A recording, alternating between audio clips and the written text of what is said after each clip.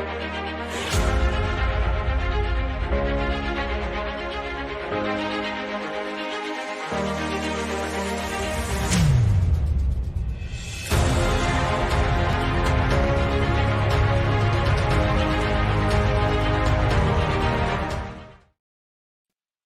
right, what is up, everyone? Welcome to Sport of Kings. My name is St. Kramer. Brian the Grizzly.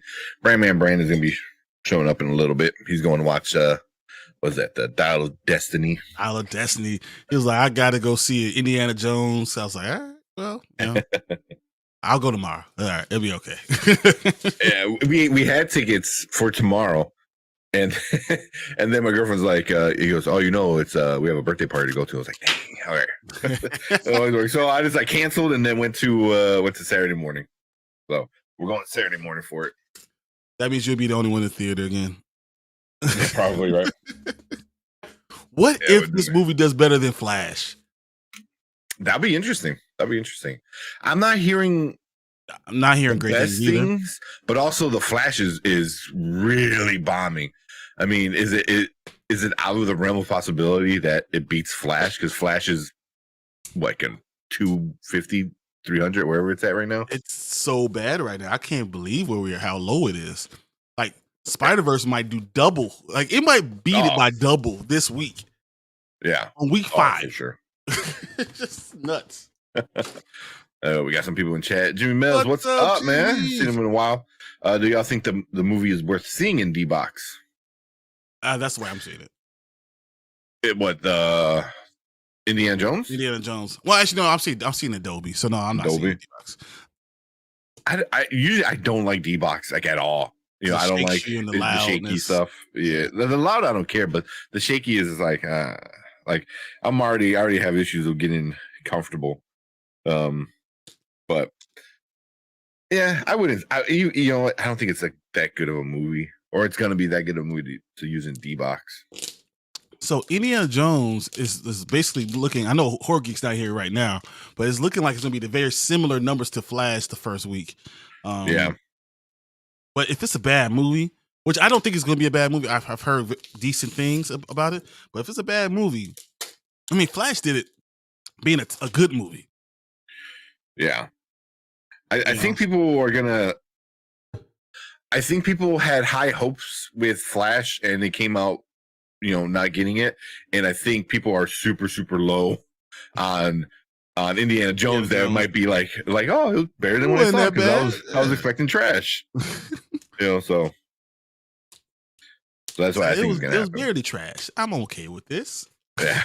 And Brandon David said it'll probably be Flash. I think so too. I don't know if it's the number, the overall number. I don't know if it beats Flash. It might come close. I don't know. I think it's gonna come close. Hopefully, Dracula will be D-Box. Oh, that'd be a good one, man. Because I can imagine like a jump scare where like that seat actually jumps. Nope. What was that one? That's not called Dracula. It's called. What's it called?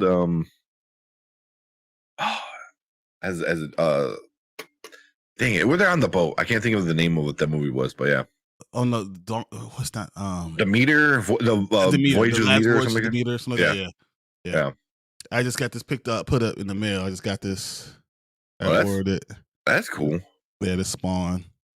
It was like Spider-Man. Like this is the Legend of the Black and White. It's another format. It's part 3. Yeah, so I thought this was pretty cool. That is pretty cool. Yeah, the last voyage of the Demeter. What's D-Box? Oh yeah. Well, we're cool. We got Drew's in here waiting. The Sport of Kings not much doing good. I did a video where I ranked the James Mangold movies I've seen and a Lego Thor short film. Oh, I got Lego Thor short film. That sounds awesome, man. He does awesome of the little Lego short films and stuff like that. I love those. They're nice and short. They're pretty entertaining. But I got to check out the James Mangold ranking that you did. Never checked that one out. So hey, go check out the View with Drew. Go check out his channel. Then what's D-Box? It's basically like the seat vibrates and shakes. Yeah. It's like surround sound, but like every time something happens, it like moves and the seat moves, which is kind of I don't know. Nice. No, that is real cool. I went to the comic book store again today. I don't know because I just have a problem. I need to go, man. No, so I went yesterday. I went yesterday, and then I went again today. I was like, why am I going again? And it was terrible. I need to go. I went last week, so it's not like I have a bunch of stuff going on. So I thought this is one of the reasons I went to Wonder Woman 800. 800. I wanted to grab that because it sounds like a number that I should have in my collection. Just a big one. Is it actually 800 or? It's 800. Yeah, it is really 800. Okay. It's the 800th issue. One. Yeah, issue. So then Darkwing Duck. I'm enjoying that one. Yeah, I'm enjoying Darkwing Duck. I'm enjoying Gargoyles a lot. So Gargoyles is so good. I love because it's like it's a legit continuation. I heard that's good. Children is very good. I heard that's good. Very, very good. And then I am Batman because I'm a Batman fiend. You're Batman. I know. Was it The Neighbors? Right now, Neighbors. I have that. Yeah, Erica's reading that. So now I'm screwed because I get all the comics I get, and then Erica's got like a nice little, pull list going. So this is the one I thought that was really cool. The Batman. That's cool. Who's he punching? I can't tell. I believe this one is. I'm not even sure. Yeah. I have to read it. It's lower on my list right now because I have other things. Because stuff. Yeah, I have The Expanse. So I love the TV show, and now the comic is like going, the next story of it, and every single it just came out again, and I'm loving it. That's like my favorite new read right now. Yeah, I have Green Lantern #2, and I take it to work, and I just haven't had a chance to like sit down and read it. But I'm super excited because Green Lantern's got a new story run. I think they said in September, John Stewart is going to get his own story run in that. And I think they said sometime this year, towards the end of the year, Parallax, which was like the evil version of Green Lantern, he's going to come back and kill Oliver Queen. So I'm like, what? Which they're like BFFs. So I'm like, I definitely got to read that. That sounds awesome. Because I saw that Green Arrow has a new one out. So yeah. So I read that. I'm like, oh, Parallax is a badass. Oh, there's a new one out. Yep. What is that? Number 4 or 3? This one is number 4. Number 4. Yeah. Like I feel like I could open my own comic book store. Just the stuff I got. Like, not to buy, just come look. It's more like a library. Yeah. just come in. Those boxes over there, guys. It's by date. And Brandon said, I've never been to one of those. I think they have one at the Regan on Western or Regal on Western, I believe. They call it fourth dimension, 4D. Yeah. That's why someone's out there with a spray bottle, like water comes at you. Oh, what was that? I tried it once. I remember, I don't know if you ever been to MovieCo. I know it's a little bit out of your way, but it's like in Rosemont. Mm-hmm. It used to be called MovieCo, and it was on like high-end fancy stuff before like iPix and stuff like that started coming out. And they had I think it was called 4D too, like what Brandon had it, and they had ones you could test out. So they had a screen in the lobby and like 2 chairs, so you could sit down and test it out. I'm like, nope. This is not fun. I cannot do like a 2-hour movie with something like that. You're not a roller coaster fan, are you? Oh, I love roller coasters. Really? That's I love all this is. But I love roller coasters. I hate fake moving. So you've been to Universal. Yep. I hate almost all their rides. So you hate like the Harry Potter, like going through and the 4 drops that you. Yeah. Gringotts. It was okay, but I still got a little nauseous. But I love the actual roller coasters, the rocking roller coaster, whatever they had there. I want to do the Hagrid's one, but anytime it's a fake screen, like the Transformers is just you're on a track with a fake screen. Though I never get nauseous, like never get motion sick. I almost threw up on the Simpsons ride. Oh, really? It was the most nauseating thing I've ever been on. Like I legit, because you're in a big room with other cars, and all you do is lift up and you shake the whole time. I'm like, and then things are coming at you on this giant screen. I almost threw up, man. I'm like, I legit like covered my closed my eyes and covered it. I'm like, just breathe, and I'm like, what the hell? I'm like, that's crazy. I never get nauseous. Never get. Kaylee loved it, but you know what? Really? Yeah, I can't even watch it. I couldn't even watch it. And then I found out that it is ranked one of the most nauseating rides in America. Like, I'm like, oh, okay. So at least it's not just me. But just go out and get you a pink sprinkled donut, and you're good to go. Oh, that's what I did. I love that shit. The donuts are great. But yeah, so it's that fake moving sensation I don't like.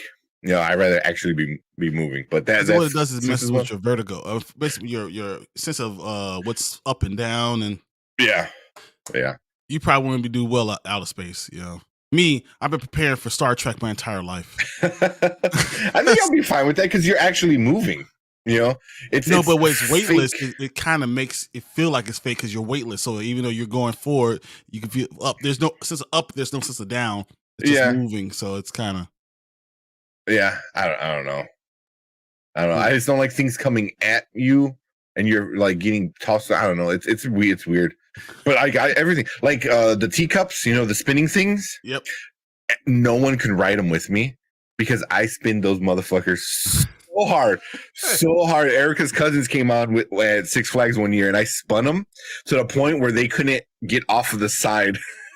Like, and I'm just spinning into one of those the moon landing, the UFO one that spin so fast you stick to the wall. They're like, I remember it was in high school. Me and a couple of other friends, we were to spin the shit out of it, and we get off the ride, and the person, you know, at the controlling the buttons things, he goes, I never seen it move that fast. He goes, I was legit scared it was gonna get broken. Like all of a sudden you guys fly off like, oh well. Yeah, wham, just like go off and knock everything else. We did it at not Universal, at Disney, and I was gonna do it, and Erica's like, don't do it.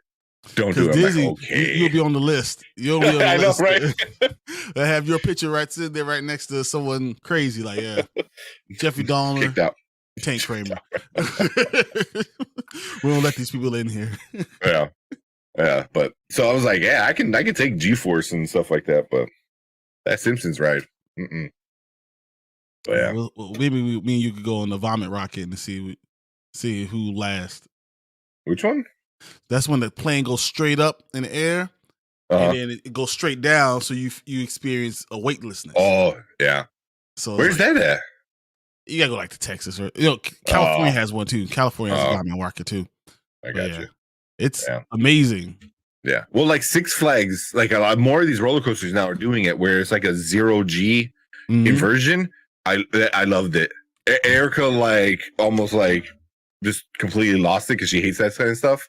I loved it. It was like, because it's like that spin and you feel like 0 Gs and it's like that weightless. I'm like, that was the greatest thing ever. I was like, I wanted to go on it again. There was like Goliath over in Six Flags. There's a 0G place not too far from us. Guess how much it cost? How much? $9,070. Get out of here. $9,070. Why? That's insane. It's got to be like a fortune to run it then for it to be that expensive. I think it cost because of the gas.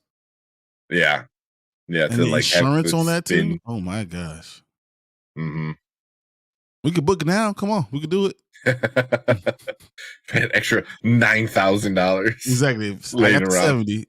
I get the 70. We're good. Yeah. Hey, $200 off. Got a coupon. Yeah. Just 200. I was making it even. You said 92. Let's make it even 9. Yeah. Well, let's get some of this news, man. There's a bunch of news coming out. What about The Boys? Season 4 is getting delayed. The release is delayed because of the writer's strike. Yeah. It's not because it's I believe it's done recording for the most part. Yeah. Like they're recording it, I think. Then why are they releasing it? They're delaying it. It's to stay in support of the strike. Okay. Yeah, makes sense. So they don't want to release it, and during the strike and say like, you were against us the whole entire time. Yeah, something like that. So I get it. It sucks for us as a consumer, but I get it. You know what? Spider-Man needs to jump on that too. Like, we can't do this, not because of everything they're saying, it's because we're supporting the writer's strike. That's why we're not releasing it in March. That would be smart in front of it. Yeah, like, no, it's not our conditions. We weren't that bad. Matter of fact, we were supporting our brothers in writing. Yeah, by making them work so hard. Exactly. We're trying to give them a job. Yeah. We're trying to get done before the strike came in. Come on, we had to stop working then. We had a deadline. I had a bunch of articles pulled up. While you pull that up, I gotta ask if anyone, even in the chat, you want to see Fubar yet?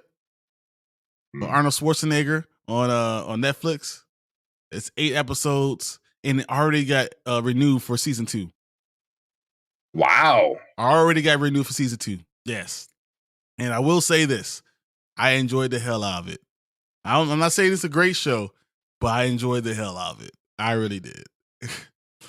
You know how many times I count at least 10 times where he says, "Get to the chopper." At least 10 times. Oh, it never had to say helicopter, but just chopper all the time. So I mean, it makes sense. I like the casting.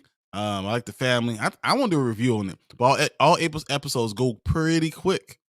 So, and then there's a twist at the end. So I really enjoyed it. I thought that was very good. And I'm not surprised it was renewed already.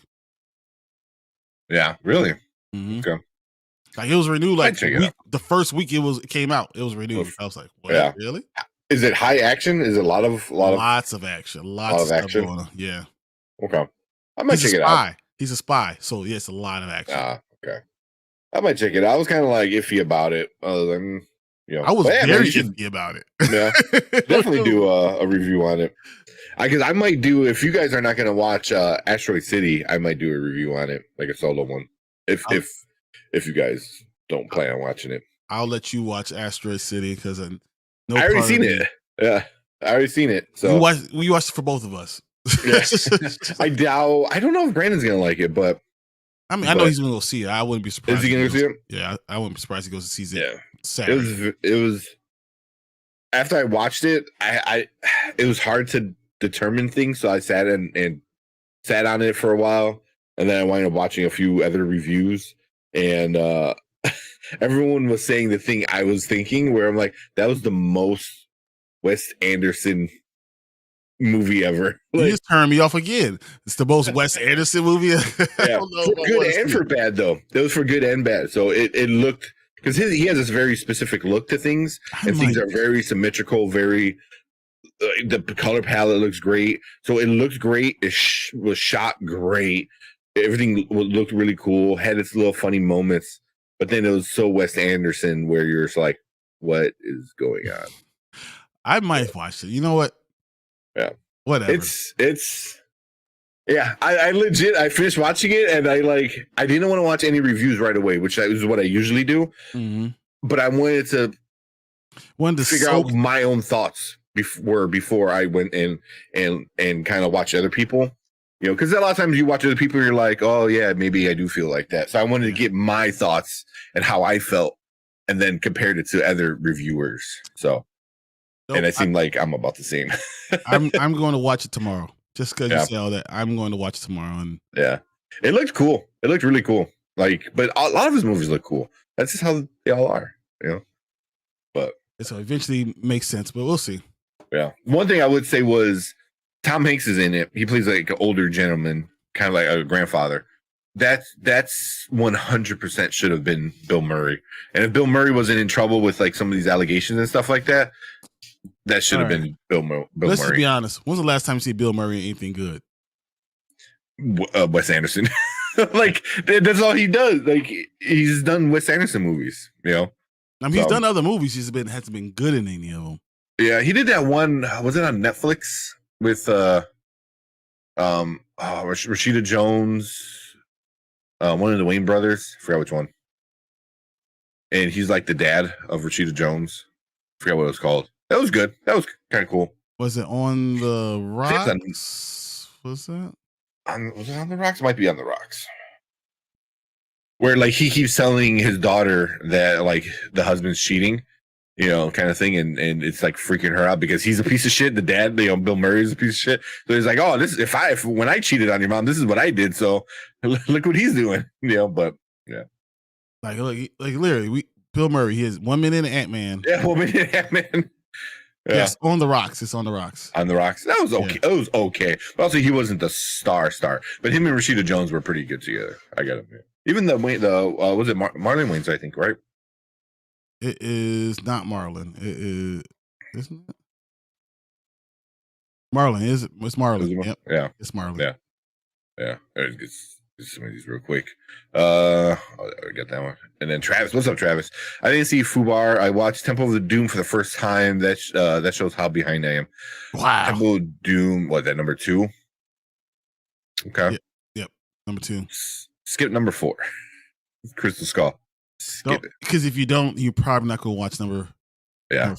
You won't forget that. It might be one of the worst movies ever. It's definitely down there. Top 10 and worst ever is Crystal Skull, which is crazy because like the other 3 are like some of the better movies ever. So. Well, I think it's sometimes when you compare it to it, that's what it is. Yeah.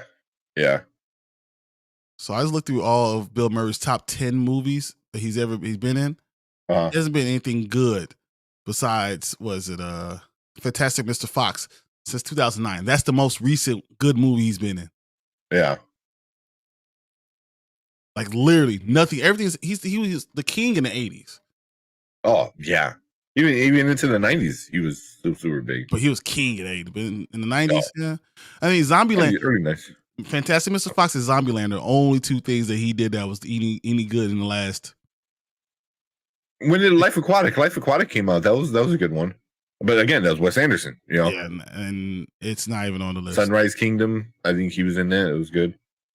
It's not on the list. It's not in the top 20. Yeah, he just hasn't done much as a movie. He does a lot of cameos. He's not a star in a lot of this stuff. Yeah, but also he's like, Brandon said, what happened to Bill Murray? And him being difficult to work with is kind of a thing that has been known his entire career. Yep. That he's just difficult to work with. Like he shows up late. He doesn't remember his lines. He goofs off a lot. Mm-hmm. But recently, I think he like sexually assaulted somebody, like a crew member or something like that. So you do know that he's dating Khalees, right? Wait, who? Nas's ex-wife. My milkshake means all the boys to the yard. No, he's not. No, hold on. Look it up, bro. This is June. This is June 13th of this year. 71, 3-year-old Bill Murray or something like that, and then Khalees. She's 40. She's 42, 43. That's wow. She's 43. I thought she was younger. But she's still fine to me. I mean, she's fine. But now you can't touch her with a 10-foot pole. I mean, Bill Murray. That's how low your standards are. All right, man. I'm not good. I mean, it's Bill Murray. I think he's like super cool, but also it's like I don't know. Dude, he's 70 and he looked like he's been 70 for 40 years. 73. Yeah, he's looked that way for 40 years. Like he looked like that forever. It's like, that's weird. Yeah, it's because she's a organic like farmer. She does marijuana stuff and all that on the farmland. She took all Nas's money and bought a lot of farmland. Oh, really? And he likes to smoke a lot. And they got had similar crowds, and they are dating. Crazy. So this is in June 13th. Yeah, it's 2 weeks ago. On her Instagram her Instagram, a fan wrote, "Ma'am, would you like to care to address these Bill Murray allegations? Because damn, what he doing with all that?" And then she wrote, LOL, no babe. I wouldn't bother I wouldn't bother at all. Yeah, commenting. She won't comment.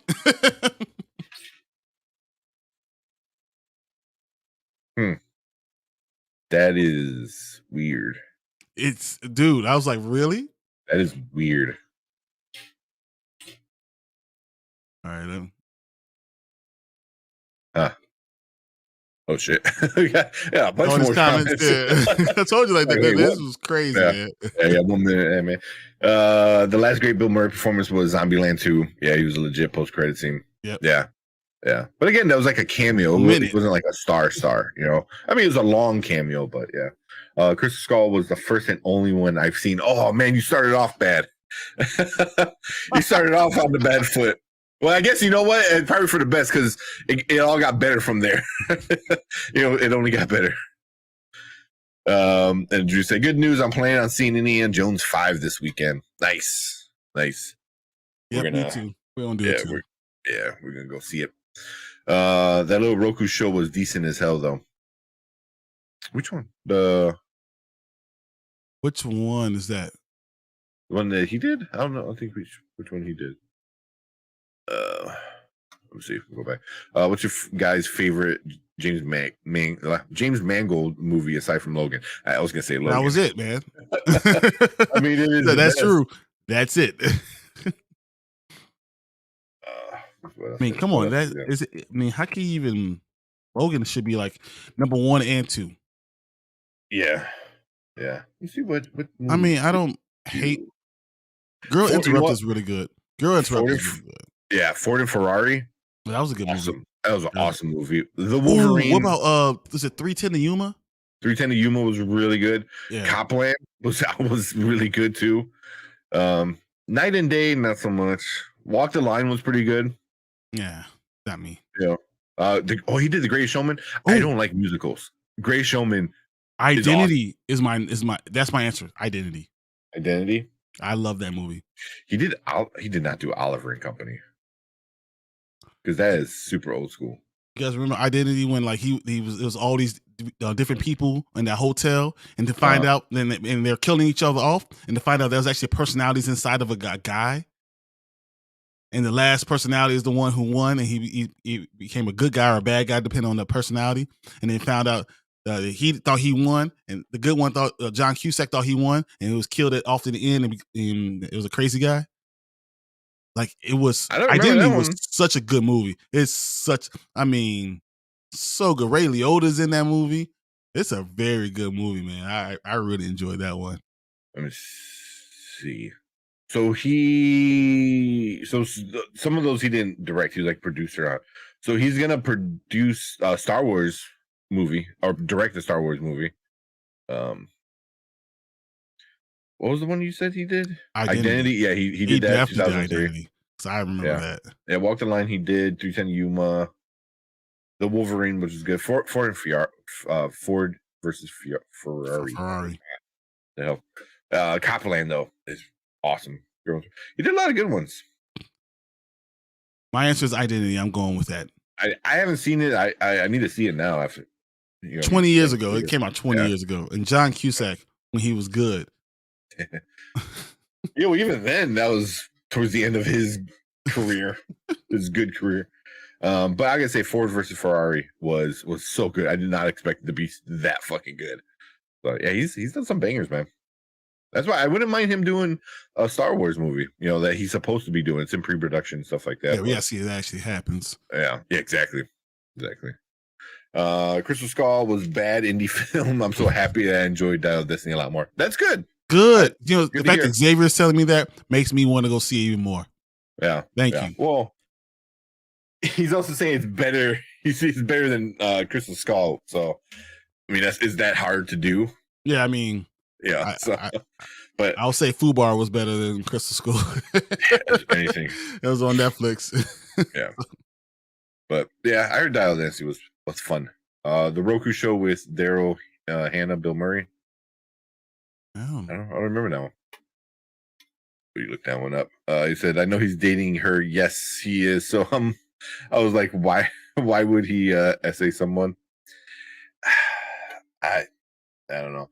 It was something during COVID. It was on a movie set, and he did something, and she didn't like it. I think he like wind up like settling for like however much money, like $100,000 or something like that. But I found out that Khaleesi and Bill Murray so odd. That's very odd. I did not expect that. I saw that. I was like, what? How they even know each other? Because they both do drugs. I can't imagine like Bill Murray is like, oh yeah, man, I was listening to that new Nas record. It's like the same. That's part of the problem. That's part of the problem. She can't be around anyone who likes Nas, and that's everybody.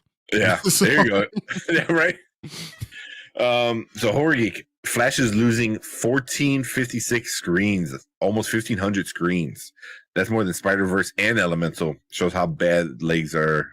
I believe theaters are quick to get rid of it. I'm looking at AMC when I was getting my tickets for Indiana Jones. There's only 3 times. Wow. There's only 3 times left. And I was like, what? Wow. That sucks. Also, I saw an article. It was on Twitter. It didn't look from a reliable source. I forgot what it was. It wasn't like My Time to Shine or anything like that. But they did say that the rumor is that they don't think Blue Beetle is going to do well, so they're not going to promote it so it can save money, because they're saying that might lose a bunch of money too. So if you don't promote it, you lose less money. But also it's like if you don't promote it, you're almost guaranteed for it to do bad. But that's what they did with Flash. They really didn't promote it the way it should have been done. They didn't do the things that they do with they really couldn't because of Ezra Miller. Yeah. So you really couldn't do all the late night talk shows and all this other stuff. With this, it's like you got good publicity with Zolo. He's young. Everyone loves him in Cobra Kai. Everyone loves him in Cobra Kai. No, but everyone loves Cobra Kai. And you know what? Honestly, they're probably just going to cut their losses and say, because James Gunn's probably saying, I want you to give me all the money. Give me the money for all my stuff. Yeah. And I will make the money back up. And if I don't, you can fire me. I can see him saying that. And it makes sense as someone who's going to take it to the next level. Yeah. If I don't make my money, fire me. But let me have my opportunity. Don't, just sour on all of our stuff right now. Yeah. So I don't know. But also, like, if he's saying Blue Beetle is going to be the first character introduced for his thing, so wouldn't you want that to do at least somewhat good? Granted, it's not his official. It's not his thing. But I know, But it still is like you want to have this character and this actor do well to bring him back, and like, hey, you want the character to be liked, but you don't care if the movie's done well. He said, I could do the movie better. I get you. Yeah. Kind of like Flash with Supergirl. Everyone loves Supergirl. Everyone loves Sasha, but like people didn't go see it. Exactly. So, yeah. Brandon, she took all Don's money, and Farrell took all hers. It's a cycle of life. Cycle of famous. It's terrible. I feel bad for Nas. I didn't know that much about Nas. He was an early investor in the Ring doorbell. And really? Tens of millions of dollars in that. Yeah. Because who else put in a lot of money? I think it was Shaq too. Shaq did. He had more money. Yeah. Because I know Shaq was invested in the Ring as well, and got a shit ton back when they sold to Amazon. Man, that owner was just like still counting his money. So Nas only gave him $1 million and made $40 million off of it. Wait, what? He invested $1 million and made $40 million off of it. Oh wow! Okay, I'll take that. Yeah, that's a 400%. Yeah, I'm okay with that. Yeah, damn. I mean, even $1 million for like an early investor is still a lot. Yeah, I heard Shaq did $12 million. If you do 400% of 12 million. Exactly. Now think about it, where it is, but it's also depending on when you invest it too. Yeah. So. Yeah, but I know a lot of it. Like, I don't know. I doubt there's still part like any of it because I believe Amazon owns the Ring now.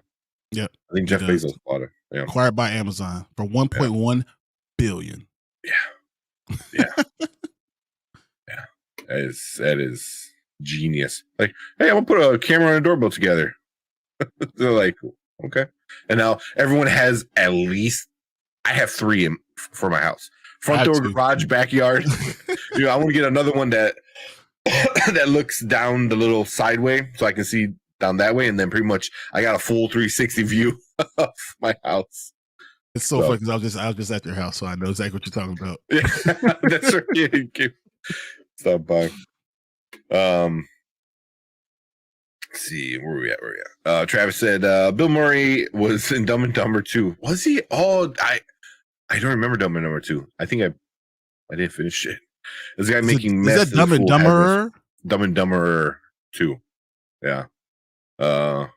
Yeah, he was the guy in the full hazmat suit, and you never see his face, which make a joke even worth it. That's like, I love when they do stupid stuff like that, like Deadpool with Brad Pitt type of thing. Like, Brad Pitt will say he was on set for 10 minutes.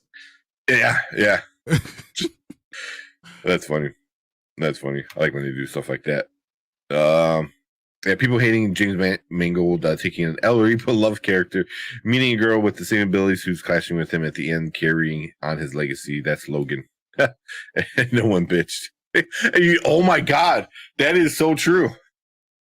It's like Indiana Jones, nah. Like Logan, they're like, yeah, no, a young girl can take over. Yeah, but when you're that young and you're that cute and you're that vicious, it just changes. It reminds me of my daughters and warms my heart. It's also a different time. When I saw her claws go deep into his thorax, it just brought me home. Yeah. That's nice. But you know what? No, it's a very different time, man. Like this whole like the red pill kind of thing going on. Yeah. It's just taken over. But yeah, I don't know. I mean, now you have what 2? Even in the comic books, you have 2 female Wolverines. Mm-hmm. Because I believe Logan got the clone of X-23 with Laura, and I think Laura had a clone. I can't think of her name, but she's another version of Wolverine. Her and Deadpool. Like whenever I haven't read too much of it, but whenever they're together, they're hilarious. Because Deadpool with like a female, young, childish version of Wolverine, they're hilarious together. I love them together. Because he just jokes around, and she returns the goofy, very like not dirty but like graphic, like oh here's my finger, like oh here's my finger, and then they like do stupid shit, because they both know they can heal, so it's like whatever. So it's like there's 2 goofy people who can like do fucked up shit. So I don't know. Yeah, they're cool together. But I just watched One Crazy Summer with Cusack and was surprised at how wonderful it was. Yeah, Cusack. John Cusack is a great I don't like his sister Joan. I never liked Joan. Yeah. Never. Just the way she acts, just I can't. But John Cusack is great. I always liked him. Yeah, he's talking about you talking about 80s. Yeah, John Cusack in the 80s. John Cusack was huge in the 90s too. Honestly, he was still pretty big. I mean, the last thing I really remember of him, Hot Tub Time Machine.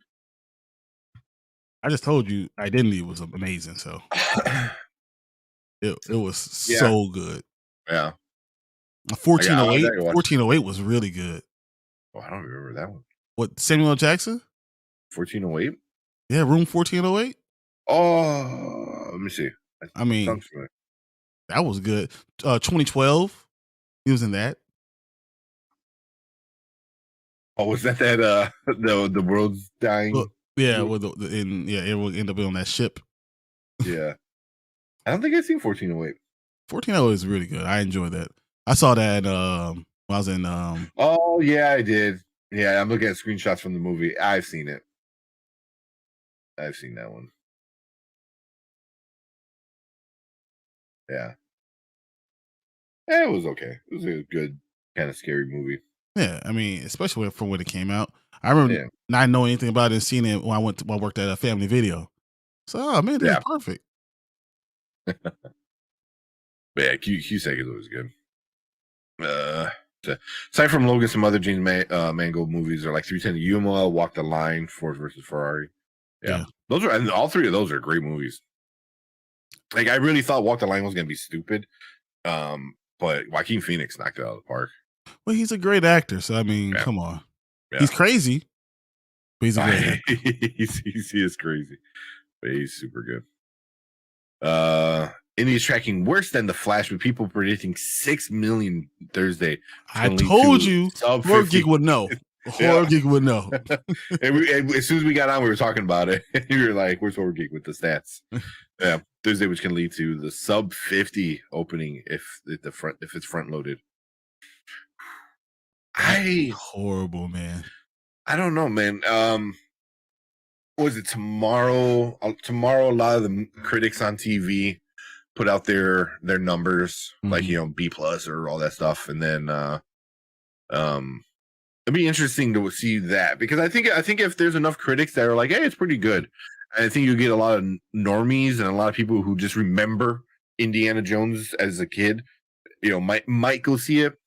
You know, I mean, I understand that's the same thing with Flash too. I mean, people are saying, hey, look at this. So today or yesterday, Elemental beat even Across the Spider-Verse by by $50. That's funny. No, actually, no, I lied. It was by $19. No, it was real close.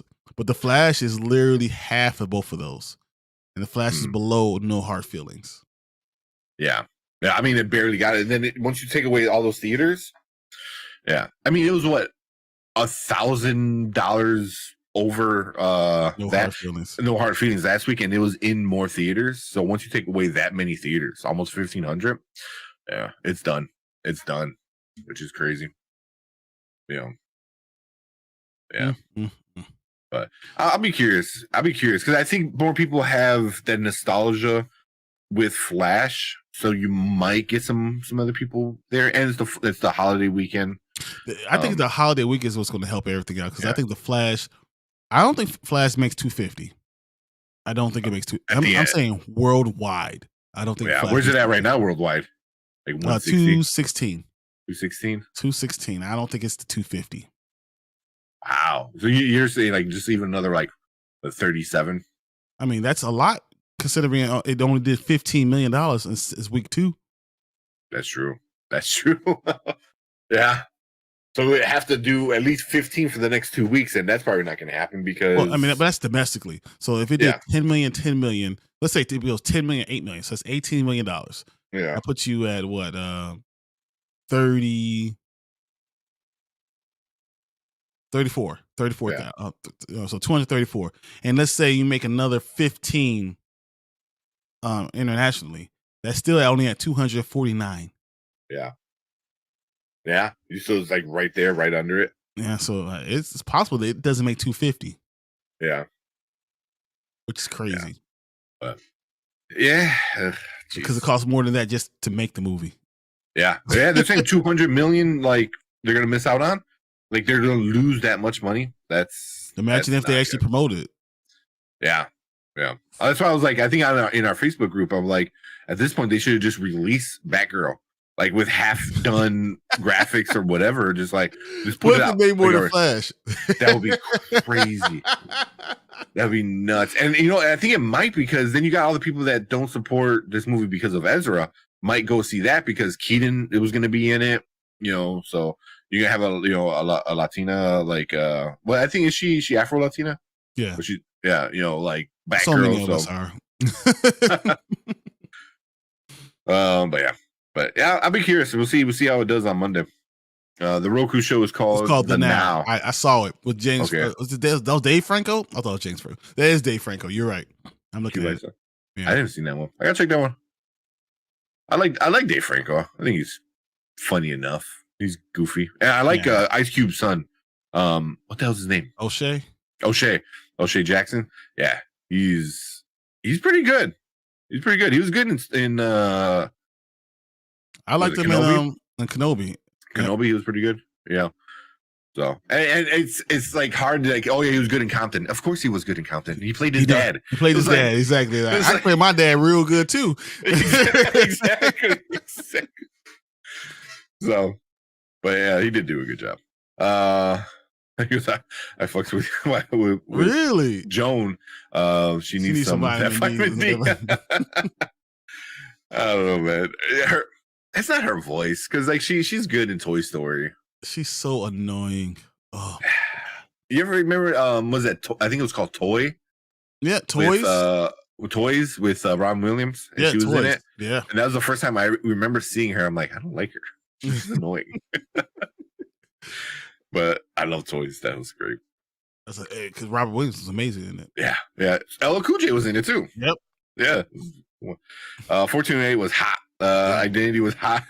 He was very bad movies. Few bad movies. Very few. Yeah. I mean, honestly, Identity was so well written, and I didn't even know the twist until the end. I didn't really understand what was going on with the crazy guy. I was like, why do you keep showing this crazy guy? Until the end, I was like, oh, they're all fighting to be the main identity for this guy. And that's why they're killing these people. It's not like a mass murderer. They're fighting each other to become the main identity person. That's interesting. I gotta check that one out now, man. It was so good. Oh my goodness. I check that one out. And then 310 is a remake, though. The original was great. Yeah, it's no, I was thinking a different train movie. Never mind. Well, yeah, 310 is a remake. Yeah, but I was thinking of Train to Busan. Oh, Busan, okay. You know, because they're remaking that. I think. Yeah, but isn't it be American again? Be Americanized and they f that up when they do that. Don't. Exactly, man. Like The Ring. Well, The Ring is not as bad as Ringu is scary. Ringu's it's awesome. Stupid scary. No, it's not awesome because I know I had to throw in my whole TV. I was like, F this whole TV. Like you throw in every VHS. Like, it's like nope. I'm watching any more movies, no more videotapes. Nope. I'm gonna crawl out of the VHS. I'm like, oh no, I'm done. A giant bonfire in the front yard. All your electronics. Like, wait, how did he go from fear? No, I'm good. That ain't gonna happen to me. I'm the one black guy's gonna make it. Making it. Nope. Hey, what's that sound? I don't know. Why don't you go check? Not me. You already turn around. You're already in the car driving away. Exactly. I tried to wait for you. Yeah. Okay. We got Derpy. What's up, Derpy? Hey guys. Derpy, what's up? DC and James Gunn didn't mess up. I don't think so. They did mess up. It's hard, man, because once it came out, they were rebooting the DC. It didn't matter if it was Gunn or anybody else. It does matter when it's Gunn. He does because you're the president. It matters more because it's him. Yeah, he should not have said anything, but like I said, but as soon as it came out, even if he didn't say it, if it was a leak that they're restarting, all you do is I don't know. Okay. All you have to say, we're gonna wait and see and stuff like that. See how these movies perform. Yeah. You want to make someone perform well? Let's see how they perform. Yeah, they should have waited. They should have waited a year. Well, I don't know why they did it at the beginning of this year. They should do it at the beginning of next year because then you're done with all your movies. I don't know, man. It's hard to say because then if you started filming, then you're gonna get a lot of leakers anyway because now there's so many leaks with stuff like that. Like, oh, hey, who's this new guy dressed up as Superman? Just do Marvel. Do what Marvel does. Yeah. Oh, really? Sued. Delete. All you guys, everyone, you're sued. The whole channel's deleted. I'm taking care of you and you and you. Get it. I'll be on vacation starting Saturday. Oh, excuse me. Saturday, I'm going to see Indy so I'll be hoping to be on for Monday's review. Okay. Yeah, we'll see, man. Let's see if we even do a review Monday. See what we do. Yeah. Because remember, it's almost the 4th, guys. Yeah, remember. Yeah. It's almost the 4th, so we gotta see how it's gonna work. Yeah, which might, because that's what I was thinking too. That because the 4th is on a Tuesday, a lot of people are getting 4-day weekends, not just a 3-day weekend. Yep. So I wonder if how much that's going to affect Indiana Jones movie, So or the Flash, if it's but it's just being that kicked out of that many screens is going to be a big deal. Spider-Man's been doing it with minimal screens too. Yeah, I'm not Letterboxd. I'm Box Office Mojo. It should say how many. You know, come on, 6 more subs, you can do it. I know, man. I don't know what's going on. We got on the bad algorithm. We were doing so well, and then it's like, all right, now you guys got to work again. Like, yeah, but we're not even. I mean, honestly, in the last 28 days, we still got 42 subscribers. Yeah, which is we're still getting subscribers. Yeah, I've been putting out a lot of shorts that I find funny. You know, I've been redoing. I got a few more. In there's the one with from It's Always Sunny. You know, but I'm gonna mix in there. I think I told you about it with the crying one. I gotta sit down and do that. There's another one where I saw today where it was like The Flash, and it's that meme where it's like, I did my part, and it's like the director, I did my part, and like marketing, I did my part, and it says something. Then at the end he goes, I didn't do fucking shit. And it's the VFX. Yeah, exactly. So I'm gonna do something like that. I just gotta figure out like who did their parts, you know, because marketing obviously didn't do their part. I did my part. I put a baby in a microwave that was on. Yeah, like what I really was thinking about, like, you know, when one of them turns around and says, I did my part, but make it all muffled with like a cloth over there and have it be like Ezra Miller. Like, because he's quiet, he was quiet, and then because of the VFX, I didn't do shit. So I'm gonna do that. Take some background. I'm not on that train. I was like, where like I want background right now. You know, I'm just saying, like, at this point, if they're worried about losing money, they should just. Does it matter? They should just put it out. You know, yeah. And you could even say, like, you know what, the VFX are not done. You know, so here's just whatever we got. Enjoy. You know, or put it on Max. But on Max, yeah. But I guess I know they got a big old tax credit from it, so yeah. Horror Geek, 70 million is probably the high end for it if indie, it walk up heavy. Yeah, more old people are now buying tickets online and through apps as shown by Top Gun. Yeah, so I don't expect big walk ups. I don't expect too big walk ups either. Yeah, everyone's this weekend, AMC app, Atom app. But you gotta remember this weekend. I mean, people are gonna be looking for something to do, and if it's hot, someone go to the movie theater. It makes a lot of sense. Yeah, if this Canadian smoke keeps going more west, oh my goodness, people are gonna want to be inside. You know how happy I was that we got some rain. I was like, good. I know. Oh, that helped out so much today. Cleared out. Ugh. And just so you guys know, like, so we're in like, you know, Chicago area, and was it not yesterday? What was yesterday? Wednesday, Tuesday. We had the worst air quality in the world. In the world. And dude, it's even going to fucking Europe. Europe is getting some of the smoke now. Like Spain is reporting it, which is crazy. It went across an ocean. Like, what the hell, Canada? Well, that's because all their stuff that I don't believe in global warming. So, you know, whatever. Like, light it on fire. Exactly. Let it all go. And the new Superman is showing it. Hey, that new Superman, I can't wait to talk about that because we're gonna talk about that in a few minute or so. What's up, Zach Attacks, man? How's it going? I wanted to say something. So real quick, so Zach usually puts up a poll of what he wants to watch on like his throwback or whatever he wants to do, and he had a bunch of good movies. He had Interstellar on there. So I don't know if it was throwback. I just saw Interstellar. I'm like, I'm not gonna vote for it. Oh, you should have told me. I would have flooded his inbox with Interstellar. I just would have had random people. He's like, I don't even have these many people that subscribe. Well, I got 50 votes on this one. I didn't want to vote because I was like, Interstellar is great. I love Interstellar. You know, I went because me and Zach do not have the same taste in movies, and I would love to hear what he says about it. Because it's in at least when someone doesn't have the same taste as you, they at least could be intelligent about their opinion. And I feel like Zach will have an intelligent opinion, and even if he didn't like it, even though I think he would like it, I would like to hear what he has to say about it. So hopefully Zach is still in here. What was that for? Is that for hold on, let me see if I can pull it up real quick if I can find it. Because if that's for like a watch party, that'll be pretty awesome. Oh, I will be there for that. Yeah. Interstellar, also, but it'll be on forever. Have you never seen Interstellar too? Because if all those movies, all right, so he goes, I'll just show it. Give Zach a shout out here. So here's the thing. He goes, now that Indiana Jones Throwback Thursday reviews are complete, it's voting time again. With Oppenheimer coming out, which Nolan film would you like me to watch for the first time and review? Get your vote. Oh my God. Oh, I did vote. Or did you vote?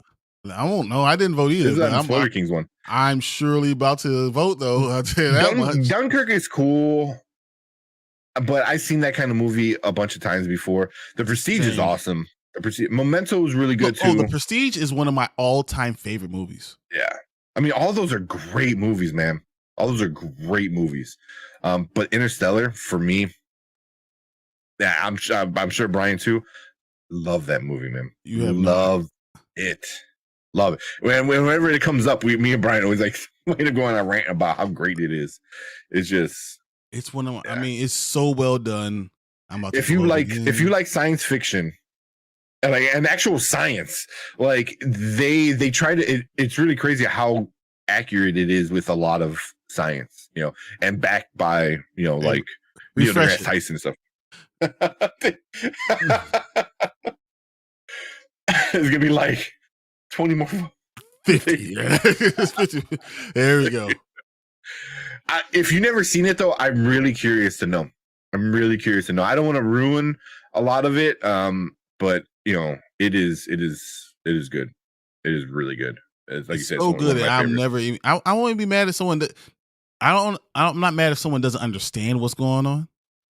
But but it itself was so well. If you're willing to take the time to listen and learn.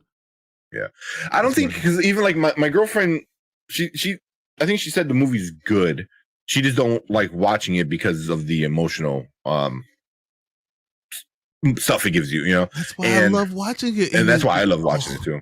Yeah, and so that's why I don't want to spoil it. I almost said something. I was like, yeah, when they get too close to the, and I was like, I probably shouldn't say nothing. Yeah, so I am curious, man, to know what you think about it, because.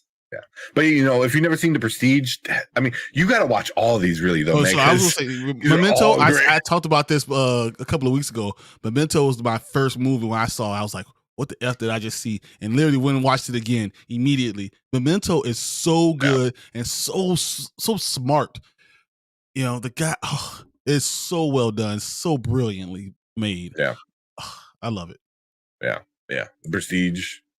Oh, I mean, like literally, all of them. I'm not a Dunkirk fan, but the other three I love.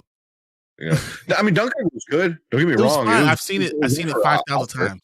I feel like I saw like other war movies and stuff like that. It's not like changing the game too much, but I would recommend, if you've never seen any of these, I would definitely recommend, especially these three that are getting all the votes. And I would watch in that order: Interstellar, Prestige, and Memento. Yep, exactly. For me.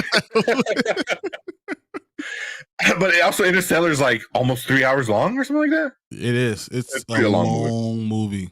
Yeah. Prestige is a lot faster. Memento's very fast. Yeah, but there you go. Go check out Zach Attack reviews. Vote on what you get to vote on what he watches. So, which is very cool. So you always do a movie. Correct me if I'm wrong. You always do a movie that you've never seen before, right? Yeah, usually, because I know he hasn't seen any of these before. Yeah, that's what you said for the first time. But I think it's usually movies he's never seen, which is good because I haven't seen any of those movies. There you go. Yeah, I want to hear great things about all the movies. Mm-hmm. He says, "Thanks for the feature." No problem, man. I love your Throwback Thursday stuff, man. Although I don't know if this is really throwback, because Memento is probably the oldest. Yeah, Memento. I had Memento on VHS. Oh, really? Damn. I had it on VHS. Yeah. So go check that out, and then look out for his review for that. We'll do another. We're going to actually start doing features. It'll be like what's on Zach Attack's corner. Like, what did he feature this week? Yeah, I think, but that's Nolan does a lot of long movies. Yeah. You know, think about The Dark Knight, man. Come on.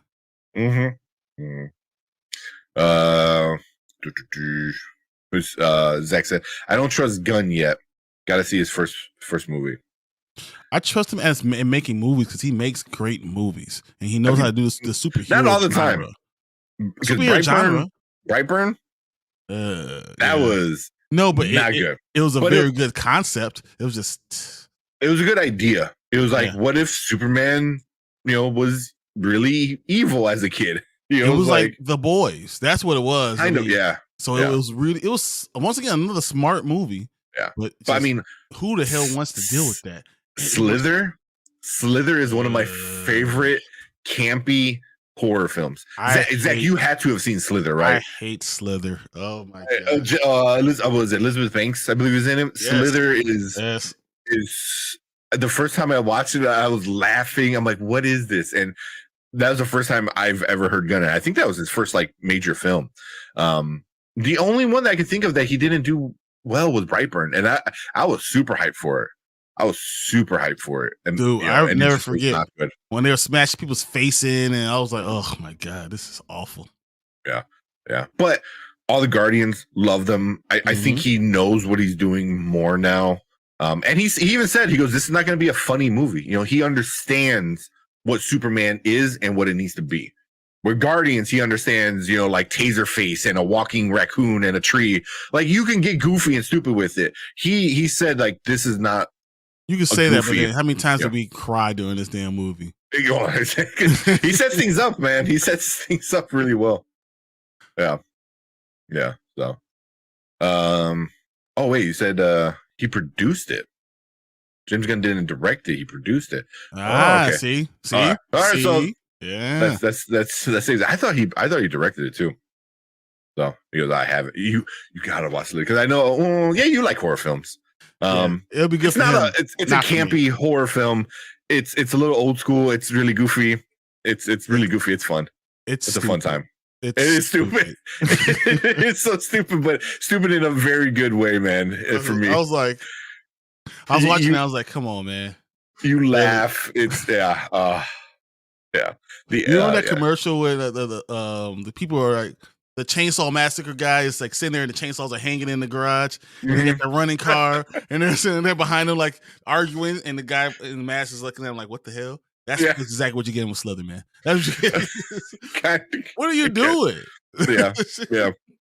Definitely check it out, man. It's fun. That's fun. I gotta look up what all the movies that he directed and look at it. Derby said, Zach, I just say be optimistic going forward. We have to be supportive no matter what. Give him a chance. Yeah, I agree. Give him a chance. I don't know if you have to be supportive no matter what. I think you need to just give him a chance. And if it's good, support him. If it's terrible, be honest. When he does something stupid, say that was stupid. If he does something brilliant, give him his credit. Yeah. I think that's the problem we're going to be having going into all this new stuff is everything's going to be compared to the Snyderverse and all the other stuff. It's like, oh, we should have had, because now even they're making fun of the new guy that's Superman. It's like, oh, he's the Wish version, the Wish.com version of Henry Cavill. They don't get someone who looks exactly like Henry Cavill. I mean, but also it's like Superman has that look of the very defined jawline. He looks like great value Henry Cavill. Like, you got that off the Walmart shelf, didn't you? But that's what they're saying. Like, he's the Aldi brand of Henry Cavill. But I think he'll be good. I don't know. You know what? And I don't even know if he needs to get bigger, but because you don't even want to compare. You don't want to compare yourself. Do it differently. Yeah. But I guys, from the leak, I don't know if it's true because it's all early, and he's the only one writing right now. Supposedly, technically, he's not supposed to, but he is. Yeah, because he's doing it himself. Who's he gonna tell on himself? But supposedly it's going to be more focused on Clark and Lois, and then how Superman's life is getting in the way of their life. Supposedly, that's the rumor I heard. That could be. I hope not, because that doesn't sound good. No, it doesn't. But like I said, awful. how is anybody leaking it? It's not out like that, especially with the writer's strike right now. He can't show it off. He can't hey, proofread it. That's what he did. He said his Butler said those. And his brother got like the big Google goggles, so he's like just taking pictures. Like, what's that clicking sound? Nothing. Nothing at all. Sounds like a camera. Oh, yeah. So that's why I'm kind of like leery about like, oh, there's a leak. He can't show it to anybody right now because he's not supposed to be writing right now. So James is gonna probably put it on Twitter, knowing him. Hey, somebody wrote this script. What do you guys think about it? I didn't do it. It wasn't me. Marvel should make a Disney Plus kids show with Jeff the baby land shark. What a cute character. Oh my gosh. I don't need any baby shark at all in my life. I'm good. that's the intro song to it all. Yep. Baby shark. Yeah. David and Rachel is who I wanted from the beginning when casting rumors happened, especially David. They were absolutely who I wanted for Clark, Joseph Clint. You're getting all technical. Superman and Lois Lane. Agreed. I always thought that's pretty big. Why Lois? Man. Why can't Lois be Lois Lane / Kent? Well, that's after they're married, right? Yeah. What's up, Brandon? What's up, fellas? Yeah, so, I got back from the movie a while ago, and then I hadn't eaten since this afternoon, so I needed. How do you not know? I haven't eaten since this afternoon. You know what I got right next to me? A plate. Was that biscuits? I got some chicken chunks from nice Chicken and Spice. So. Nice. I can tend to be a messy eater when I'm really hungry, so I'm not. I was not going to subject you guys to that. Yeah, I was like, you wanted one of my bibs for the baby. My sister says it's like the Missy Elliott outfit because it's like all silver and it's like all the way to his neck and his arms and it goes down, so he looks like he's in that plastic bag thing that Missy Elliott. I was like,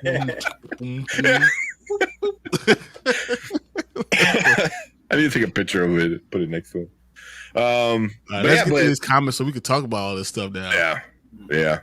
Oh God, that dude hasn't seen Interstellar. My goodness, he's about to be tripped out and cry a lot. Future. Zachy Meyer's about to be blown away. Like, if that's what they pick. Jim didn't direct it. No, I think he produced it. Yeah, he produced it. Yeah, that's why we need you, man. You have all the knowledge. I have to look it up. Can't wait to watch Past Lives tomorrow. Heard amazing things about it. Okay, I didn't even heard about it. Did I miss the Superman conversation? Not yet. Nope, we're waiting for you, man. We're talking a little bit about it. Oh, great. Yeah, and then we got a couple trailers, and then Secret Invasion. Then we should be good. He has a better hairline. Look, first of all. His mama would choose Henry Cavill over him. So stop. Henry Cavill is number one. Exactly. So he's Superman, and they're finding someone who's not exactly like him. But you know what? I am happy he's younger. 10 years younger, to me, doesn't do a big deal because I think Henry Cavill is going to age very well. But it does for James Gunn. I mean, it could, in 10 years, 49 might be too old. Yeah. So maybe. But I just don't think he has the size. But maybe, as I said, they could do a different type of Superman. So yeah, we'll see. You guys do what Anthony Starr does with the boys. Put on the fake suit. Exactly. Put some fake muscles in. Size is not an issue. That's what Brandon does every day. Yeah, you have the fake muscles in. Stuff the shirts. Yeah. Well, I'm not worried about the size. This movie won't start filming for at least like 8 months. Henry Cavill wasn't the biggest guy either prior to landing the role of Superman. So this is nothing that the gym's not going to fix. I don't think he's going to be a slouch on that. I don't think he needs to do that though. I think he should go a different direction because you don't want to compare yourself to Henry Cavill all the time. Mm-hmm. Everywhere he goes, it's going to be compared to him all the So. I mean, Brandon Routh, whatever. He didn't do that. He did it a different way. Yeah, but he was supposed to be more of the Reeves Superman. Yeah, Bryan Singer just kind of imitated. He just imitated Christopher Reeve. He was making another film in the Donner continuity. Yeah. Isn't that Superman All-Star? Wouldn't that make sense to be kind of that? Christopher Reeve's kind of Superman. I mean. Maybe not Henry Cavill, because in Henry Cavill, Superman is the one who killed someone. So I mean, just saying, like maybe you shouldn't go that way. But very seldom does a person land a superhero role and not and not go to the gym. No, I'm not saying that don't work out. You need to work out, but you don't have to be as big as Henry Cavill. Henry Cavill is like a linebacker. Yeah. You don't need to be 6'1", 100 pounds, 200 pounds, whatever. You don't need to be that big. He looks like he could be 6'4". He's taller. He's longer. He can look a different way. He could still be fit without being, Henry Cavill. He could be different. I think Cavill has a body type where he just gets broad and big. Exactly. This guy, David, what's his name? David Corn Sweat. Yeah. He's taller, he's leaner. So I feel like if he works out, he's going to get very lean and maybe not as big, which will work out, because then you could do stuff, like a Shazam, but not so bad. Yeah. Now I get what you're saying. They could go the what's the latest DC run? Not the New 52. What do they call it? Dark Crisis or something Crisis? Dark Crisis. Yeah, even Lost. The runs in the last 10 years, even the animated movies, he is more of like a kind of leaner, ripped guy, rather than being it's a brick house. So you don't need to be this.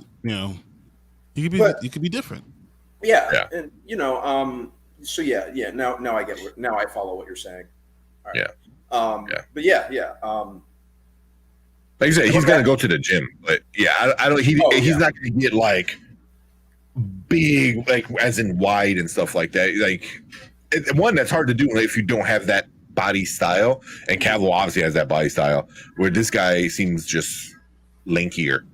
So, I'm curious to see how Corn Sweat does. I went back and watched some of his, like you guys were saying. When I jumped on, I think I caught it. Like a lot of people were lobbying for him to get the role. Rebirth. Okay. Yeah. Thank you, Zach. He does give off very much a Clark Kent vibe. Which I think is important. I know. I'm sorry. Go ahead. No, I was gonna say he definitely is not muscular right now. So so I say just go a different route. Don't worry about trying to be this crazy bulky dude. Just be who you are, and I think he'll be fine. I think he'll the face will look nice, and you know what? He'll look young. He'll look much younger. He's 29, but he looks like he's like 25. So it will work out in his favor. Yeah. I'm curious to see how this pans out. Of course, ton of people, and a lot of the people who prefer the Snyder run or the Snyderverse are up in arms about it. But that's usually the ebb and flow, how things go. They did the same thing with Robert Pattinson and Andrew Garfield and Tom Holland and pretty much all these other people. Prior to even giving it a chance, the movie's still 2 years out. At least. I think I'm curious to see, in the direction James Gunn is talking about it, and he says with him kind of talking about what the themes are and what the tone's going to be, has me excited. It seems like more kind of traditional Superman, which I'm, without taking pot shots at Zack Snyder, is something that I was kind of looking for a little more. Where he seems to be going is something that's pretty interesting. Yeah, he did not. But he has a type of body type that when you're 6'1" and you're 180 pounds, you have a body type that's a bulkier body type. When you're 6'4", 160 pounds, you're not going to have that same body. To look bulky at 6'4", you have to be 225 pounds. Yeah. You know what I'm saying? Like he's not going to gain another 80 pounds. In order to try to look that way. So that I just think you just go a different way, be fine. I think it's a solid choice right now. I'm just surprised at how little he's done. You know what I'm saying? He's done. But that might be for his better, because then you can kind of mold him the way you want to mold him. But when you're 29 and you've only done 4 big projects, and big is in quotation marks. Is he ready? Is he ready for it? I don't know. We'll see. Well, who knew who Hugh Jackman was before he landed the role of Wolverine? You know, I did. You know, he was. Yeah, what was he? He wasn't in anything. He was doing a lot of indie films. He was. Australia. Yeah, he was a big Australian. Actor. And a stage actor. So he was Chris definitely. Hemsworth. Chris Hemsworth is a perfect example. He played in the Star Trek the reboot. Yeah, he played.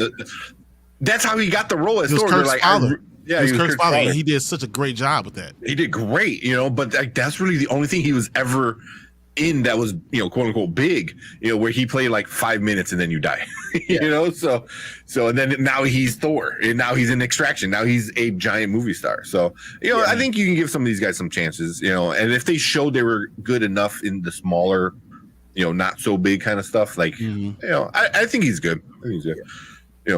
He's a grad. Yeah, go for it. And Derpy's saying he's a grad from Juilliard. So Juilliard, that's no pushover. And Gunn has a tough road ahead. If that first Superman film doesn't hit, it'll leave a stain for years. No, if it doesn't hit, it might keep a fracture. You're done. Yeah, DC will be fractured forever. Not just he will be done. I'm saying DC might be done for a long time. Done. Yeah.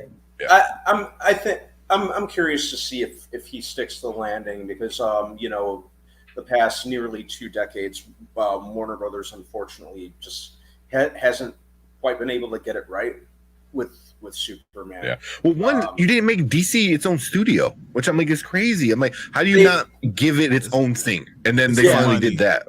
I always thought it was the money. You have to make money to get your own studio. Yeah. Well, unfortunately, Warner Brothers, when it comes to DC, Warner Brothers has always been a problem. I can't blame Zack Snyder. I can't blame, some of the other directors, because they were just offered a job that they ended up taking. You would do that, or I would do that. But Warner Brothers, unfortunately, has always been very reactionary when it comes to DC. I'd love to see them pull a Marvel and just kind of become their own studio and start small, you can't start small anymore because it's already the bag's already been open. Like lid's already. You can't start over like it's before movies. Superhero movies have been out. You have that now. It's already started. You already are in the midst of it. So trying to start over just won't work right now. Yeah, well, just can't. Isn't that what dive bombed the Snyderverse in the first place? They wanted to make a Justice League movie in one fell swoop rather than building up their universe. Yes, but now we're doing this afterwards. So yes, you have to start. You still have to put the money in. You still have to make everything in production cost has to look good. If you don't, they will not come, and you will not make money. Because they need to, despite what people think, you can't just go print more money. But they need to focus on establishing these characters and doing it in such a way that the audience connects to them, like they did with Iron Man, Captain America, stuff like that. Otherwise, is it weird for me to say that I don't even know if the characters are as important as it is to reunite all of DC? Like the fan base or fan base? I think it's almost more important to reunite the fan base than it is the characters. Yeah, but I mean, you do that through the characters and through telling good stories, that stay close enough to the comic book characters that people love. I think it's but like you said, it's hard to do like a redo again when there's been so many Batman movies, and Marvel did that great with Spider-Man. Like, we don't need to tell Spider-Man origin. It's been done multiple times already, and it seems like that's what they're going to do with this Batman movie. You're skipping 3 Robins and going into his son. So unless you read the comic books, you're like, Bruce Wayne had a son? You're like, yeah, so, you get to tell a story to the normies and still make the comic book fans, happy with stuff like that. So, Which I think is an interesting route to take to introduce Damian Wayne. Right off the bat, which is crazy. And presumably give me 1 second, Brian. I'm so sorry. It's gonna it'll be an easier way to to establish Batman and, you know, the already existing Bat family that's been kind of at this for a number of years. You know, they did try that with Ben Affleck's Batman, a Batman who's been doing this for like 20 years, and you know, but we didn't get to see that really fleshed out, or I'm not sure if they really mapped that out. They jumped too fast to the Batman versus Superman thing. But I honestly, I almost believe Batman's an easier character to make a great movie about. Mm-hmm. He has more flaws. He has different character arcs that you actually can use. Superman is just very hard. Yeah. You know? I agree with that. That's 100%.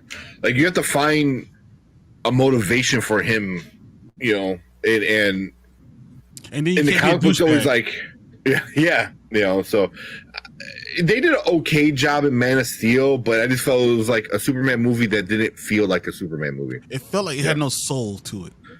You know, just kind of, yeah, and yeah, I agree. It was just a flat kind of soulless movie. You know, I wasn't able to connect with Superman as a character. It didn't really, you know, it was just, you know, it was destruction porn is really what all it was. Like, it was almost like they didn't care about it as much as they should have. I mean, they nailed the casting, understood what it should be, but just did not give the writing the way it should have been.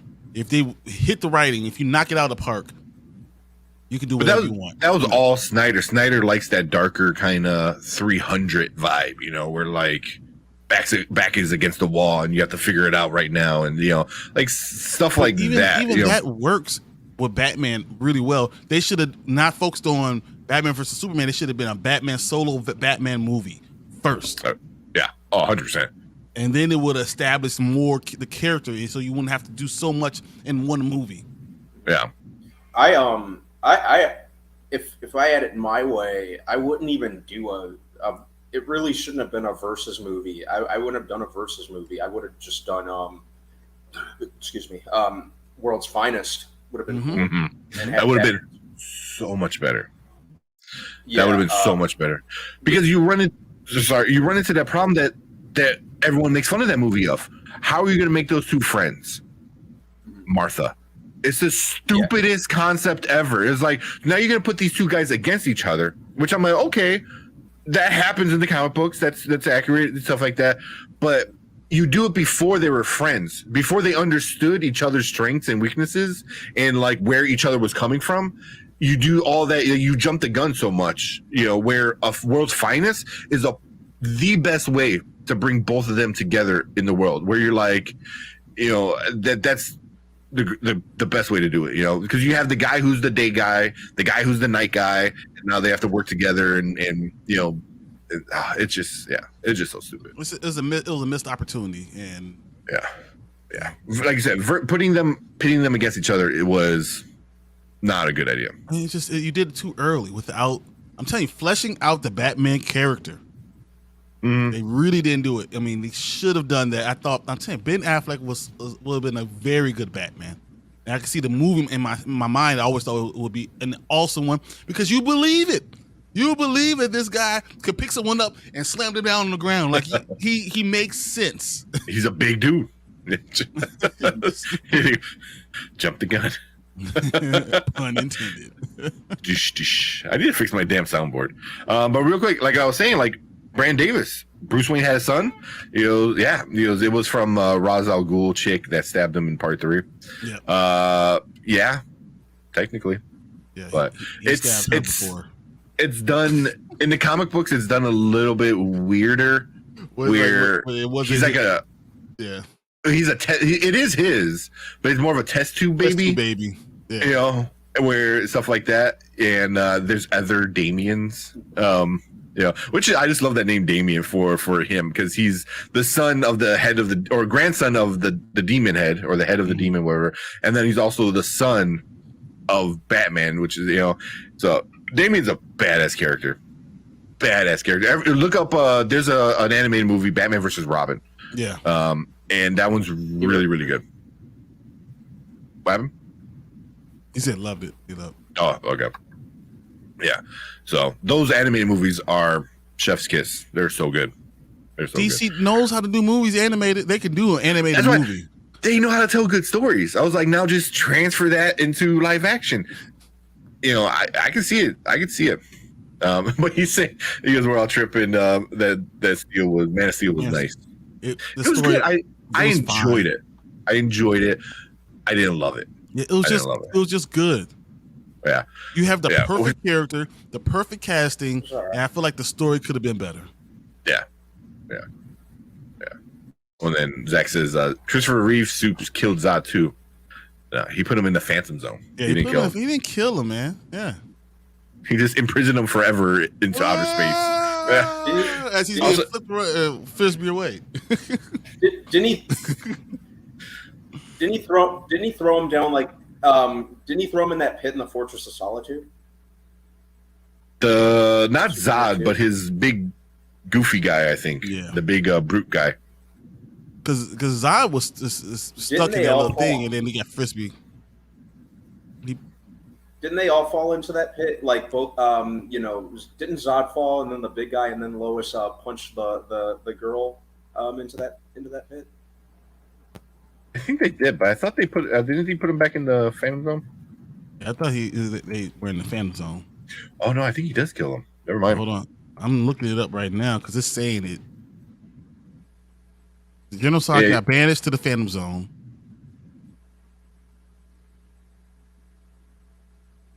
I know they all fall in that pit. Yeah, it was life. Jor-El's Science Council, life imprisonment in the Phantom Zone.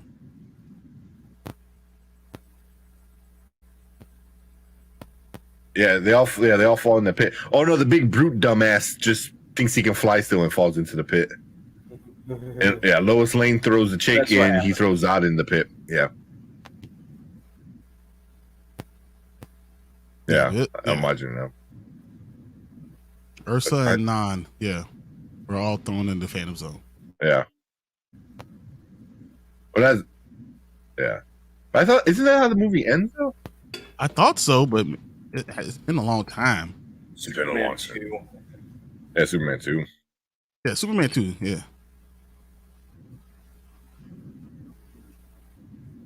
No, he didn't. Yeah, he didn't. Yeah, he didn't kill him. Yeah, he wrapped him in that S big thing. Guy fell, and they were in the glass flippy thing. That's what I thought. Yeah, they didn't kill him. Yeah, they're all banging on it. Also, somebody did a cosplay of that, and it's awesome. I saw where the three people and they have like a big triangle thing. Mm-hmm. With like the fake like glass so terrible. It's so awesome. That was all of them. Ben Affleck was great at playing losers who were sleazy, which is why he was the perfect in Gone Girl. Well, can't believe that they did that. I mean, I guess it's the abyss. So, yeah. She R-worded Bruce. Yeah. Well, I mean, ultimately she did, but they were having sex, I think, before that too. Probably safe sex and. Come on, he's Batman. Mm-hmm. Yeah, I know. But, come on, man, pull out game real strong. Well, in the Bearcats, the kid that is part Middle Eastern Asian for Damien. Yeah, they need to find. I think they could do it. They could do it. You know. Yeah. You just gotta find a really snotty, bratty, smart ass kid. That's easy. Yeah. That's like every single kid. Damien needs to be a little son of a bitch. Yeah. Which he is. I think. I think that's the most apt way to describe that character. Damien's a little bastard. He just needs to be a little son of a bitch. Yeah. Brandon might lose his mind. The kid from Black Adam. I was thinking the kid from Extraction 2. Kid from Black Adam. The kid from Extraction 2. Oh my God, you guys are killing me. But and we were kind of talking about all the Man of Steel, not Man of Steel, I guess technically, but Superman kind of stuff like that. You know, so I'm excited about it. I think this is gonna be pretty good. Yeah, he has been wanting to play Superman for a while now too. Yeah, if I had a jaw like that, I was like, hey, can I play Superman? Like, Talk about, you guys don't know. Tank underneath that beard has a jawline just like Superman. I wish. You think I would have this beard if I had that? Oh man, you got to have that insane jawline to play Superman. The blue eyes, they put contacts in. But oh yeah, that's an easy fix. They even did that with Brandon Routh. Yeah. Gave him blue contacts if memory serves correctly. I remember is Bryan Singer spent like 2 months making sure his junk was like perfect. I remember reading something like that, and I'm like, are you serious? Like, and then all the articles are like not Christopher Reeve, that was all him. Like, it's all Reeves, baby, all Reeves. But yeah, it's all Johnson. Yeah. But Horgy said, pretty sure they're going to eventually retcon Talia R-wording Bruce. Probably they'll do some more like DNA kind of thing, like, oh, we got his DNA and we spliced it with my DNA and test tube baby. I was gonna say they're not gonna. Never mind. I mean, they could have it where like they could always turkey baste it. No, too late. Too soon. Too soon. I mean, they could always do it that they were dating, and he tried to break up with her. She's like, no. That's in real life. Yeah, I was gonna say, it's like baby mama problems. Yeah, but Jesus. Have you seen the new Liam Neeson trailer? No, it's on the list though, so we'll definitely check that one out. Let's start that so I don't forget. Outside for box office, is Barbie is tracking to do well from $80 to $100 million opening. Yeah, I can see that. Yeah. Well, I was gonna finish up this, and then we'll get into the other stuff before we. Yeah, because we've already been talking about this for a while. Anything else? I know we didn't really talk about Lois Lane, but Lois Lane is perfect casting. Rachel Brosnahan is exactly who I was hoping they would cast. I thought she was the best person of the bunch. She Marvelous Miss Maisel alone proves that she has what it takes. So yeah, she has a lot more street cred almost, Mm-hmm. Because she's done it a lot more. She's doing a lot more stuff, so I'm okay with that. Yeah. I think the only casting for Lois Lane that's really done it for me, at least within the bounds of live action, obviously Margot Kidder was great. Erica Durance from Smallville was excellent. She's probably awesome. My favorite one. She's so good. Yeah. Kate Bosworth and Amy Adams just weren't it for me. And that's due in part. In the case of Amy Adams, one, she was like 10 years older than Henry Cavill, which was kind of weird. I'm not sure why Snyder did that. I just didn't care. That's why I was like, it's like, yeah, cares. She didn't seem like a badass. I think Brandon froze up a little bit. She didn't seem like a badass. Like the other ones were. She just seemed like she was just there. Like at the right time, right place, kind of thing. So convenience. Yeah. So, Zach, good night. Got a new job, so actually I gotta go to bed on time. Great stream. Oh, dude, congrats on the new job. I remember you telling us about it. So, yeah, man, appreciate you stopping by. I know it's like super late for you over there, so appreciate it. Get some sleep, man. Have a good first day. That's great. Yeah. Let's see, what's that Superman show where Clark and her are married and they have a son? Dude playing Superman. Her glasses are dark here. Yeah, that's on right now. That's on the TV right now. Clark, so good. Lois Clark. Yeah, people are saying it's so good. They did a version of. Oh my god! I need to get caught up on it because they did a version of Doomsday. Mm-hmm. In one of the recent episodes, and it looked awesome. I'm like, how does he look so good? Like he blows Zack Snyder's version of Doomsday away. Like that Doomsday looked sick. Because CW knows what they're doing. I don't know. CW can do anything for 3 seasons. After that, it falls apart. It's true. It's true. For 3 seasons, we got you. CW all the way, baby. But season 4 starts to fall apart. Yeah. Yeah. But we're gonna probably move on to our next topic. But we'll get more into it as time goes by and we start maybe seeing him in the suit and stuff like that. What kind of suit it is, I think, so it's gonna be interesting. But we're all pretty excited about this one. I think, I know Brandon said, this was the casting he wanted. I'm good with it too. So, but wait, you like this casting, right? I think it's fine. I would rather I'd rather never got rid of Henry Cavill, but yeah. If you got to move on, then I'm okay with it. But yeah, if you got to do it, then great value Henry Cavill works. Yeah. Just squint your eyes really hard. Exactly. It'll be all right. But cool. That's it for it. Brandon, he's gonna come back, but I know he appreciates you guys as well. But cool. Leave a comment. Let us know what you think about the new Superman casting, Superman Lois Lane. What you guys think about it?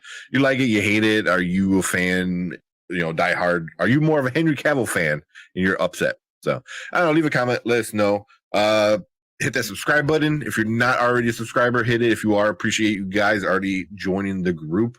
And just like and share. We could do our number 2, our second giveaway. Oh, it's coming up, guys. Yeah. So make sure you like and share the video, get it out to more people, and 10 more subscribers, and we're gonna announce our second place prize for the big giveaway. So super excited about that. But cool. We're gonna go on to some other stuff and wait for Brandman to come back. If you're watching live, stick around. If you're watching replay, appreciate it. But we are gonna move on to our next topic. Damn it! I also throw out the W for Witcher. Let's go. I know. I got to watch it. It came out today. Part 1 came out today. Yeah, I know. Yeah. I was like, I'll start it. I looked at it. I was like, no, I need to give it full attention. Mm-hmm. Well, and if I watch it without Erica, she might kill me. So, yeah, you would deserve it too. At that point, yeah. Like, I get it. I get what you did. See, I was trying to keep some of these other ones. There we go. Come up. Past Lives has a ton of Oscar buzz around it. Zach said he wants to see it. I haven't even heard of it. I gotta check it out. Brandon Davis made a good comment. He goes, Namor, no one really knew him. No one knew him. So you get mad? Sorry, you froze up mid sentence. Yeah, and can then you hear us? All like the internet, and I can hear you guys. Can you guys hear me? Yeah. Yes. Yeah. Yeah. I don't know. The internet in my whole unit just kind of went out. The lights were flickering for a minute. I don't know if it's going to storm again or what. But it's all going to NASCAR. We got to take all the power. It's all going to NASCAR. That's what's going on. You can actually probably hear some of like the power tools right now. On the way home, I saw them like kind of doing some more road closure stuff. But that's awesome. Yeah, I might watch NASCAR for the first time ever. Yeah, because it seems kind of cool. Yeah, and having a front row seat to it is pretty cool. But sorry about that. But yeah, like I was saying before I got kicked out, definitely interested to see how Rachel Brosnahan does. I think she's really good for the role. Like I was saying, Kate Bosworth and Amy Adams, kind of like Henry Cavill, were saddled with material that failed them. Mm-hmm. Good actresses as they both are, but Rachel Brosnahan already sold me. Rachel Brosnahan works because you know what? Know why? Because I remember from Elena of Avalor. Because she was Princess Chloe for Elena of Avalor. I like little girls, man. So okay, I was like, I don't think I see that one. Elena. So it's another princess thing. It was huge with Disney World. She's I don't know. She's basically a South American princess. Elena's awesome. And I watched every TV show with that, and she was one of the princesses in that show. So yeah, good. Okay. Yeah. So you already like, how to do everything from kiddie stuff to some more serious stuff. All of it. Yes, and so that's gonna be really good. Okay, I'm cool there. And then Jorge said, bright side for the box office, Barbie is tracking. Go from 80 to 100. Man, I had an article. Barbie is supposed to do like is gonna annihilate Christopher Nolan. Yeah, that's what they're saying. It's gonna annihilate it. I heard that Barbie could do 90 million opening, and then Christopher Nolan could do 40. It could be 40 to 90. Yeah, like if Nolan gets 50, that might be a win for him. Because which is crazy. Yeah. I can see Oppenheimer doing a good maybe second weekend. But I think it's a hard to watch. It's just too hard to watch. It is. They should have. Why put it out the same week? Why put it? Just wait until after MI7 comes out. Wait a month and then put it out then. Because in August, nothing's coming out great. Yeah. So why not do it then? Yeah. So it was like you're going against Barbie, which I guarantee Nolan got that ego. Is like, oh, my movie versus Barbie. Oh, sorry, Barbie. Like you should have saw who was starring, and then you should have realized you have no chance of winning. Yeah. You guys got tickets for that yet or no? For Barbie, we haven't done it. Not yet. No. But we will. We will. I'm probably gonna go upstairs and like, hey, you want to get this Barbie ticket? She'll be like, all right, ready. Z4 M16. You get 17, 18, 19. Let's go. Nice. Yeah. I want a new James Bond. They're gonna do that. Did you hear about Idris Elba talking about James Bond though? He's been talking about it for 10 years now because Luther is so big. You think Luther's big here in London and Great Britain? They love Luther. Luther is huge. Yeah. Huge. And if he could do that, he will give James Bond a whole new thing. The swag on him will be amazing. Well, because recently he came out and said that he will not do James Bond. He probably won't ever do James Bond because of all the recent talk, and he's never even said anything about it. He said because of everyone talking about it and all the racist bullshit, he's like, I don't want it. Fucking keep it. I don't want to deal with that shit. And I'm like, why? Because like you said, he has Luther. He has things where he can be his own version of like a James Bond and Jason Bourne kind of thing. I'm doing everything, but I'm also doing it my way. Why not? And he's 50 years old, so why would I even want to deal with it at this point? Everything he jumps in is on back. He's better. Every movie he's in is better because he walked in it. Yeah, Extraction 2, for example. Come on. Yeah. Did you hear anything about that, Brandon? About Elba? James Bond? Yeah. Well, him refuting, like Glad. He's turned off from it. Yeah. Yeah, he's turned off. Yeah, you hear like this on and off stuff so often about Idris Elba as James Bond that it all really kind of melds together. So I'm pretty sure I'm pretty sure I did hear that. And my mind is just kind of numb to it at this point. Whenever you see, hey, we're talking about it, James Bond, you're like, yeah, I'm over it. Yeah, it's they've just been talking about it for so long. It's like that Spawn reboot that Todd McFarlane keeps talking about. There's more news about that. Yeah. Dude, I don't care. If you see Luther, you almost don't want him to do James Bond because I just love Luther. It's so good. It's better. Why not? Yeah. Just give me that. Yeah. Yeah. I'd be. Oh. Fine be down with it. Playing James Bond, but I'd be. If it happened, great, because Idris Elba is an awesome actor, but at the same time, I wouldn't lose any sleep over him not getting the part. Yeah. And like you said, why do I want to deal with all that BS? Racism. Yeah. So I'm cool with it. Travis said, I think indie similarly with Top Gun Maverick, people are exhausted with the primary IPs like Marvel, DC, Star Wars, but smaller franchises that are easy to follow, like Fresh Air. Yeah, especially like indie. No, I think it's indie is not going to do anything near a Marvel. No.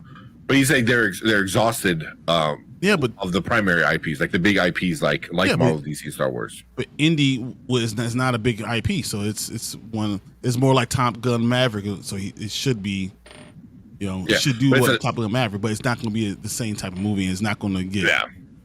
You know, and the other thing I think is just Harrison Ford being 70, whatever. You know, it's too old. 80. Is it 82? Is it 82? Is it? He's only 80? Jeez. Speaking of that, old, man. What did you think about it? No spoilers, but what did you think about it? It was fine. Yeah. We'll talk more about it in detail in a few days. Wow. It was. Yeah. That's all you can say is it was fine, huh? Yeah. It was fine. Yeah. So like, I'm trying to see any other words, bro. Yeah, without. Like, were you entertained? Yeah, like something. Sure. Yeah. Sure. Yeah. Okay. Okay. All right. I think that's the commentary I go to Brandon for right there. No, I think I get what he's I know. saying. I know exactly what he's saying. I was trying to give him this. No, I think I cannot wait to talk to him about on Monday about it because I think I understand exactly what he's going with. Yeah. Yeah. Yeah. I'm just waiting until Monday for respect of you guys who haven't seen it, and for respect to our, for our subscribers who may not have gotten over to see it. Would you advise people to see it if they want?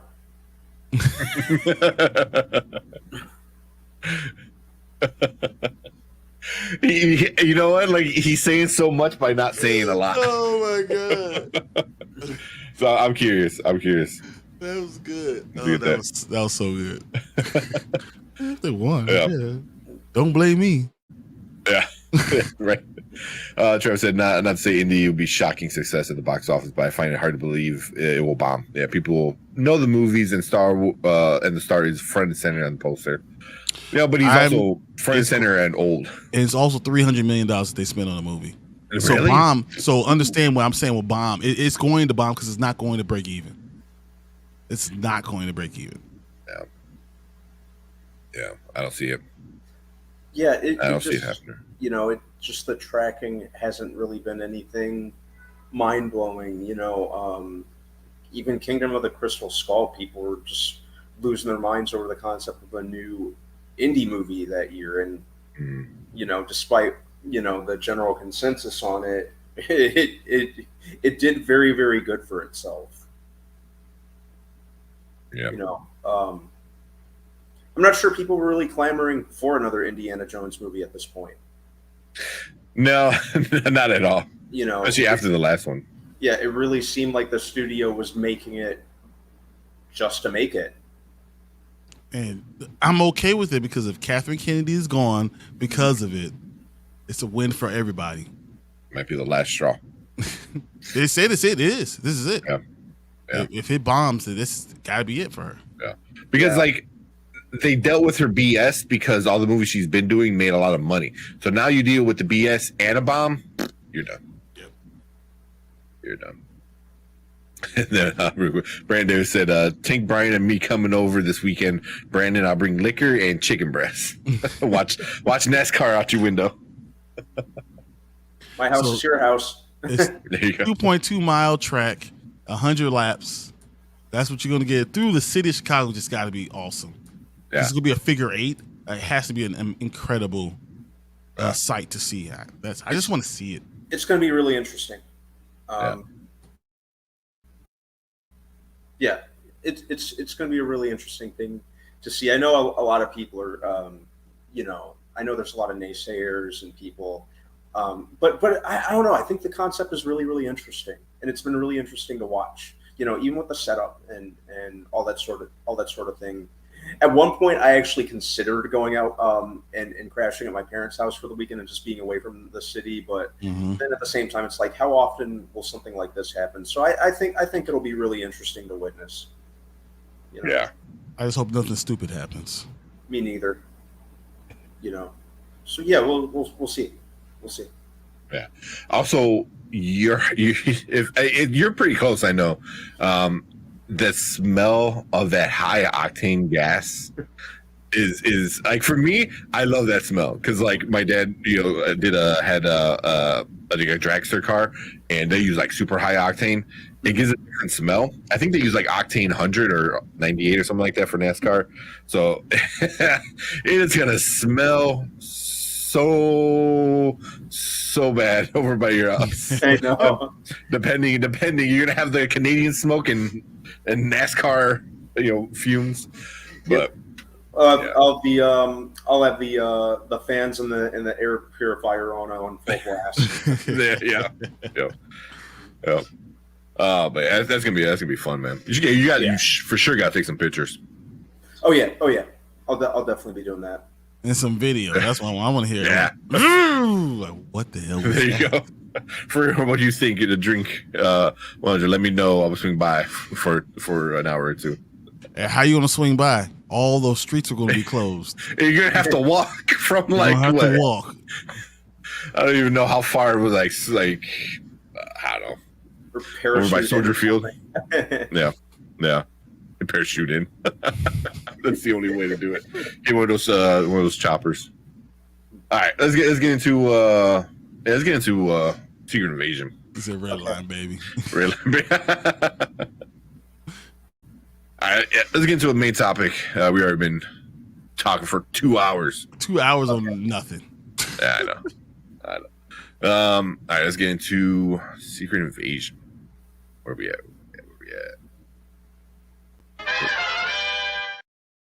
All right, what is up? My name is St. Curry, and we're Brandon down there, Brian the Grizzly, and we are going to talk about episode 2 of Secret Invasion. So, right off the bat, what you guys think?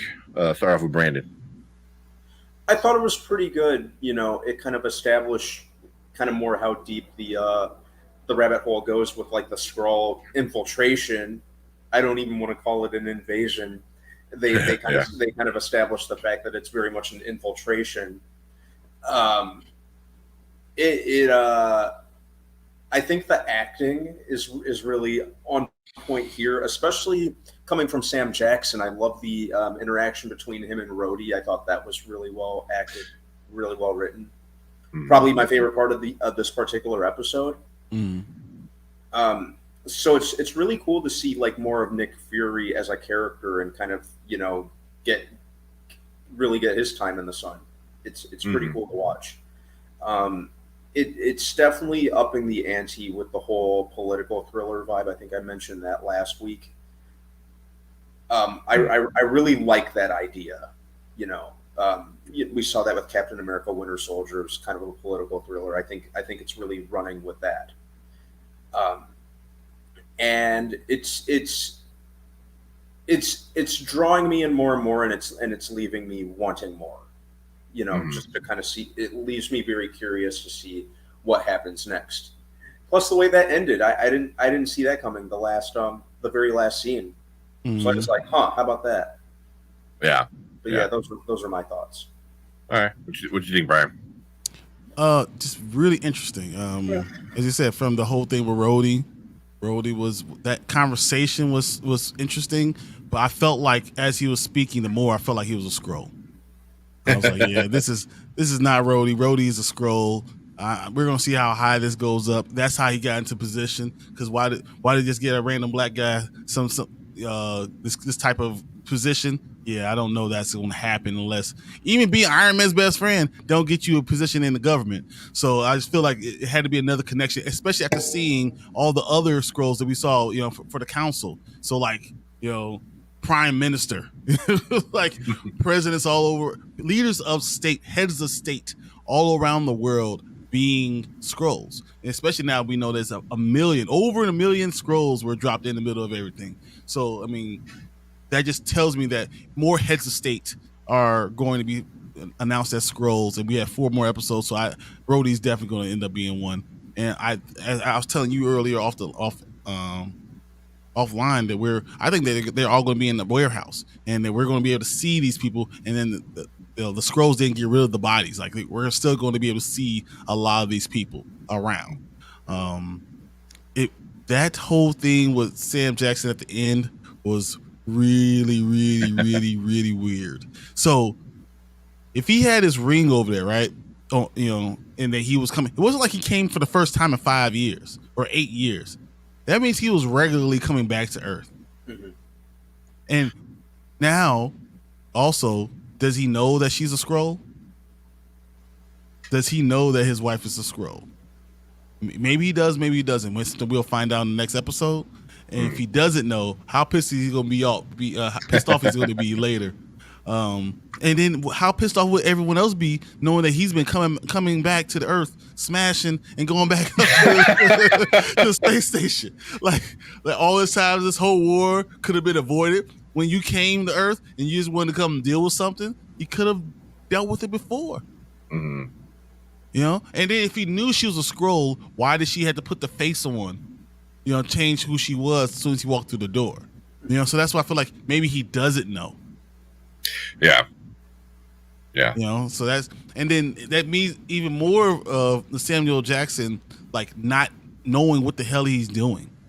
Nick Fury was not Nick Fury again in this episode, and he really did like an old man, not being prepared for the fight that's in front of him. And we have a real villain.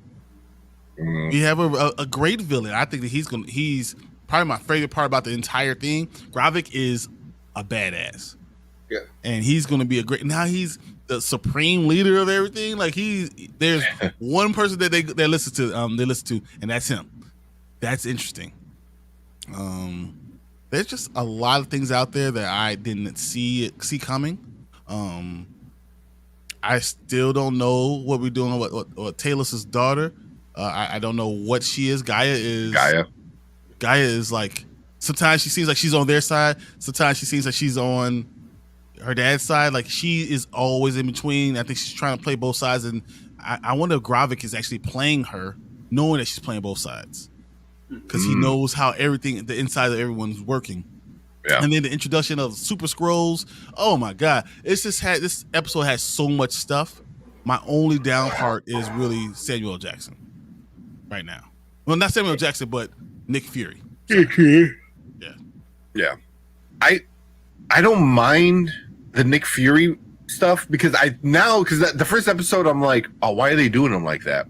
And in this one, especially after the roadie scene, and he goes outside and he's just flustered, like he tries showing off. He goes, even when I'm out, I'm still in, and trying to be like that badass. Mm-hmm. Then he comes out and he's like, what the F is going on? Like he was like, oh, my heart. Yeah, kind of right. Like, yeah, that's what I was expecting. Like, where's his pills at?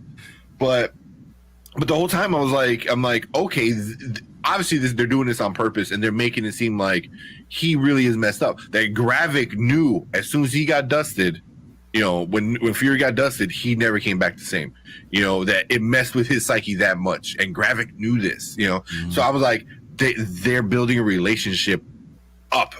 Maybe depends between. Maybe they had a great relationship before too. Yeah, maybe because now they knew each other from the beginning of all this stuff. So I was like, damn, it all hits different. It's like he was there from the start. Of this whole promise that Nick Fury made. Even the intro with being in London and stuff like that. Mm-hmm. I thought that was like super, super cool. And doing that like how it all started, and that was good. The roadie scene was great. That was so great. Brody was kind of an asshole a little bit, but also it's like it shows you how much Nick Fury has lost it, because he would have saw that coming. And right now he's just off his game.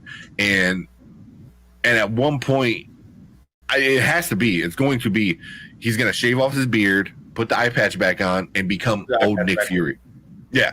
Yeah. Because right now he's got the beard and he's got different looks and stuff like that. It's like, when he shaves his beard, he's going to be a badass again. And he puts the eye patch back on, he's going to be who we remember him to be.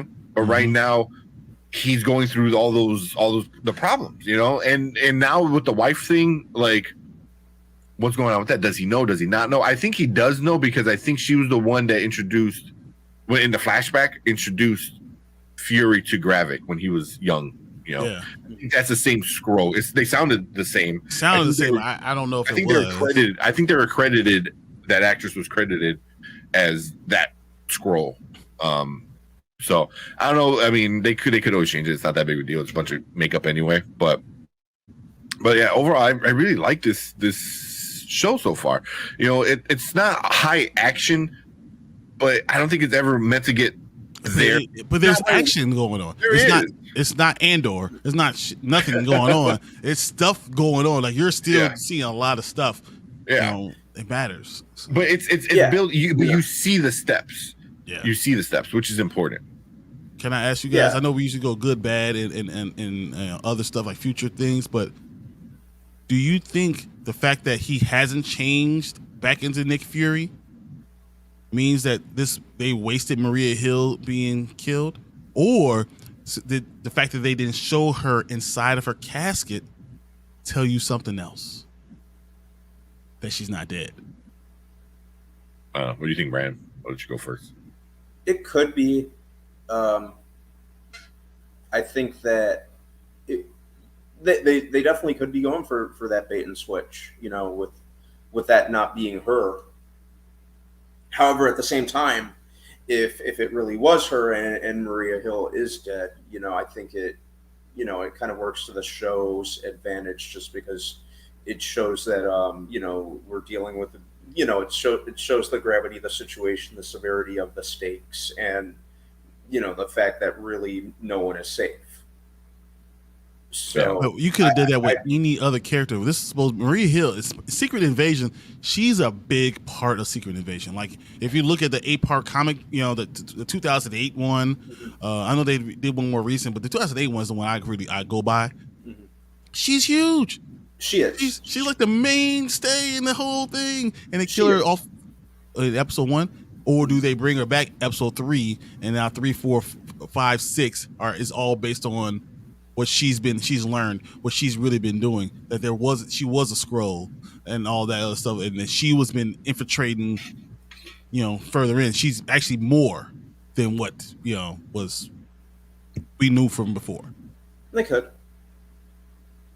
I'll be right back. If you guys want to go in your goods and bads, and I'll be right back. Okay, so yeah, Brandon, we'll go ahead and let you go with your goods for this episode. What I liked, my goods. Yeah. A lot of the writing, the dialogue, like I mentioned, the scene in the restaurant between Rhodey and Fury was probably my favorite scene. I like the build up. I like that, you know, it's not particularly action oriented, but a lot of the writing and the scenarios is enough to keep you wanting more, or at least in my case, to keep me wanting more. It might not be action based, but you know what? There's a lot of hand to hand combat still. Mm-hmm. There's still a lot of fighting. There's still a lot of things that are going on. Yeah, I like that. Even despite the otherworldly circumstances, it's got a very grounded feel. It's very grounded in comparison to a lot of other Marvel content. Like I said, I know. Are we still in Phase 4 technically? Phase 5. This is Marvel? technically. I always lose track. Phase 5, you know, like Phase 4 and Phase 5 have always been a lot more divisive, but I kind of like that. I like that Marvel's kind of taking a couple more chances. So I really respect where they're going with this. So those are my high points for it.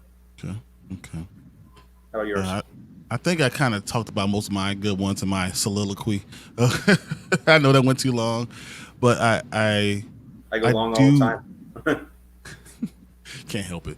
But you know, no, I actually like Emilia Clarke. I like what she's doing. I like Kingsley. Dude, he is amazing. Gravik is just the dude. I'm not going to talk about Talos and Nick Fury right now because that's part of my bad. But I feel like they're building something that's going to be very epic, and I'm going to enjoy the payoff. You see the payoff coming. Even the other characters, you know, like the other lady from the MI6, that when she came in, she was able to immediately, you know, get the scroll and boil his blood and all that stuff, and then she knew how to get out right in time, and she, like, Mary Poppins just walked right out of the area. I thought that was really cool. It's getting more interesting, and there's a lot of questions. I'm happy that I'm not getting the bad parts of Winter Soldier, and Falcon and Winter Soldier, I think we're getting the good parts of it, and that it's a world, type of mystery, and what Nick Fury really is. And I'm still hoping for him to wake up. So all those things are part of my goods. So from there, what bads do you have, Brandon? I hope this is less of a bad thing and more of a just just kind of fear. I hope that the tone of this show, with kind of like the build up and that sort of thing, the progressive build up, I hope they don't sabotage themselves by going too far. I like the pace that they're going at. Maintain it. Just don't diminish the interest of the viewers, because I feel like that's where they kind of went wrong with Andor. I know we always take cheap shots at that show. I know this is another cheap shot. I try as much as I can. but I hope it doesn't. I hope it doesn't fall into the trap that Andor did. Okay, I totally understand that. Kind of similar to what you say. Talos and Nick Fury, to an extent, are kind of taking a back seat to far more interesting characters. I'm more invested in what happens with Gaia. With Gravik. I find them more engaging. The English agent who we were just talking about, whose name Fallsworth or whatever. I think Sonya. Yeah, something like that. I think the supporting characters are more engaging to watch, and I thought I was gonna really be, I thought this was gonna be more kind of focused on Fury and Talos, but we're only 2 episodes in, so I have to wait that out. Okay. So I'd say those are my main ones. As far as I go for bad right now, we'll start there. I really want this Secret Invasion, if you're not going to have Maria Hill in it, to be all about Nick Fury. Mm-hmm. It really needs to be focused on Nick Fury. And I think his relationship with Talos is important. And I also want Nick Fury to not be, I don't know how to say this. I don't want him to be an asshole. I don't want to be two-faced. I don't want him to be a guy who, says one thing and then does another. I always felt like Nick Fury was above reproach. He was above those things. And it's turning out, it's looking like he's not that guy. Getting old is one thing, that's fine. But just being not who you're supposed to be is something totally different. And I don't necessarily enjoy that. As I said, I don't enjoy Talos' entire character arc has been a miss for me. I'm worried about what happens with that. There are a lot of questions that I think they're going to get answered, but I do worry about being on 6 episodes. Do they answer everything? Do they take too long setting things up? I don't know. So, but I love Super Skrulls, and I wonder, I know this is bad, but I wonder if that machine also works for humans. Oh. And this is the way they keep Nick Fury around. And that none of this stuff wakes Nick Fury up. But maybe the machine does. That'd be interesting. The way to defeat them is he becomes the one. Well, like a scroll? DNA. He splices I don't know. DNA. I don't know. I don't know. That'd be a very far way away from the Secret Invasion we see in the comic book. Yeah. But Marvel has never shied away from that. So that's what I know. Bad. That's where I'm at right now. But we haven't given you a chance to say you're good or bad, Tank. So why don't you go ahead and take over with that? Yeah. I do both real quick. The good is I like that it's bringing us again to a different direction. It's not following the comic book. Obviously, you can't really do that because you're missing so many key players. X-Men for one, and so it's going into a little bit of a different route, and I don't mind it because they're filling us in. You know, like Gravik is super cool, and like how he's connected to Nick Fury. You know, hopefully we see more of them being like he's like not a protege, but like takes him under his wing. So it hits more when Gravik is doing all this shit. You're like, dude, like he was trying to prop you up to be like the leader, and instead you become this warlord, you know. And he was the leader. Oh yeah, he's Anakin. You are supposed to be the chosen one. Exactly. But I'm curious to see. I'm curious to see their reaction together.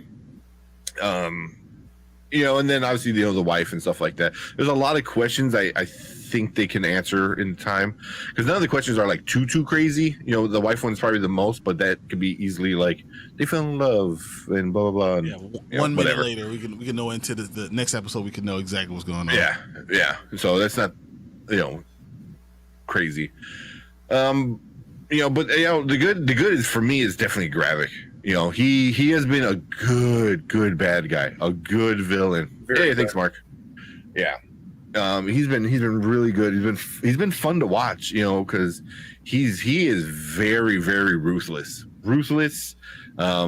like smart, understands people, and like he wants to hurt Nick Fury. He doesn't want to just kill him. He's like, no, I want to hurt you. You know, because you lied. You know, so. You know, and then that, like you said, like, you know, is Nick Fury not a stand-up guy? You know, Talos was kind of saying, like, hey, yeah, we were your spies for the last, you know, 30 years or whatever, you know. It's like, you know, when are we getting our side of this bargain? You know what I mean? So where do you get off kicking Talos off the damn train? Yeah. I'm like, bro, I'm the only one over here bought a ticket. Yeah. Like, I just kept you safe. You know, all this stuff. So, yeah, it's gonna be curious. But right now it looks like they kind of split up. But eventually, they have to figure out their own paths. You know, and then they're gonna connect at the end, which is, you know, I see it coming. It's a trope that they do a lot. You know, just in storytelling, not in Marvel. But you know, yeah, there's some good stuff. I'm super excited about it. I find it fun. You know, granted, it's not like crazy action like every 5 minutes like something, you know, is blowing up, but there's enough action to keep me interested, you know, and it keeps pushing forward. So as long as it doesn't do an Andor or like a Lost thing where you just get a bazillion questions, I'll be cool with it.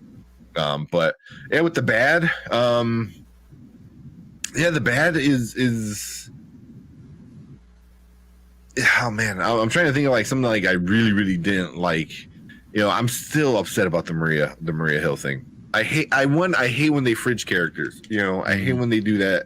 It's such a trope that's been done. I mean, it's a term. There's a term for it. You know, like, and it's so annoying. But to even not have it pay off yet is another thing. It's like, so why did you kill her? Because he's still being, you know, a dum-dum with stuff. So it was like he's got to change in the next episode back to old Nick Fury. You know. So I'll see about that, but you know, if depending if that's a real Rhodey or not, I was kind of upset about Rhodey, you know, but I wouldn't say that's bad, you know, because it was part of the story. I think you were supposed to be a little upset with Rhodey, like, dude, like I get it, but also, come on. I'm almost positive that he's a Skrull. Yeah, I don't know. I'm still 50-50 because it depends, you know, how recently he was a Skrull. You know, because if he was a Skrull during Civil War, then it kind of undoes a lot of stuff. But well, I'm saying you know exactly when he could be a Skrull, right before in the game. That's because after Endgame, that's when after Endgame, yeah. So like the last time everybody saw him. Yeah, it doesn't retcon any other stuff that happened. He still feels sad because he lost his best friend. You know, all that stuff still happens. You still have that emotional connection, but we haven't seen him on much since then. And now you can say, well, he's been a Skrull since they decided to start this experiment 5 years ago. Yeah, that which makes sense. And then I could see it. You know, if they do it right, I'm cool with it. But some of the bad stuff, I don't mind a lot of these complaints. A lot of people on Twitter and YouTube and stuff, there's like, it sucks. They're not doing anything. It's boring. I'm like, I don't think it's boring. You know, I don't think it's boring at all. I think it's setting up, and you're gonna get something cool because Nick Fury is gonna show up, and the old Nick Fury is gonna show up in the Marvels because we saw the trailer. So this is that in between kind of stuff, like where you been at kind of story, which I'm cool with, But I am a little upset though that they're taking such a major storyline and putting it into a show. Mm-hmm. They should have. Same thing with Civil War. Like you should have waited. But it is what it is. I couldn't wait for Civil War. I think you had to wait 20 years. Civil War came out at a just in terms of where they were going with the Infinity Saga, and when I think they did it at just the right time. We kind of needed the Avengers to kind of fragment and have Thanos basically be coming to an unprotected Earth. So you couldn't wait. You couldn't wait for Fantastic Four at about the right time. Yeah, you couldn't wait for Fantastic Four. I think what Brandon's saying is 100% correct. Yeah, I mean, and they kept close enough to the comic book. I mean, obviously they changed a lot too, and also you can always do Civil War 2 later. You always go down that road when you need to go down there. But with this one, it's just like I didn't think they were going to do a Super Skrull. We got teased that. So there's a lot of stuff I didn't think we were going to get, and we're getting. So I'm like, okay. But I'm curious on where it's all gonna end. But this one, yeah, I'm enjoying it so far. Granted, it's not the best thing I ever seen out of Marvel, not close. But I'm interested enough. It's not the worst. Yeah, it's not the worst. Yeah, I like the route that they're going with it. It's fresh, in terms of new Marvel content. I just like the direction that they're going with it. So it's a breath of fresh air. Yeah, same. Anything else before we move on? Any last thoughts, positives, something I forgot to say?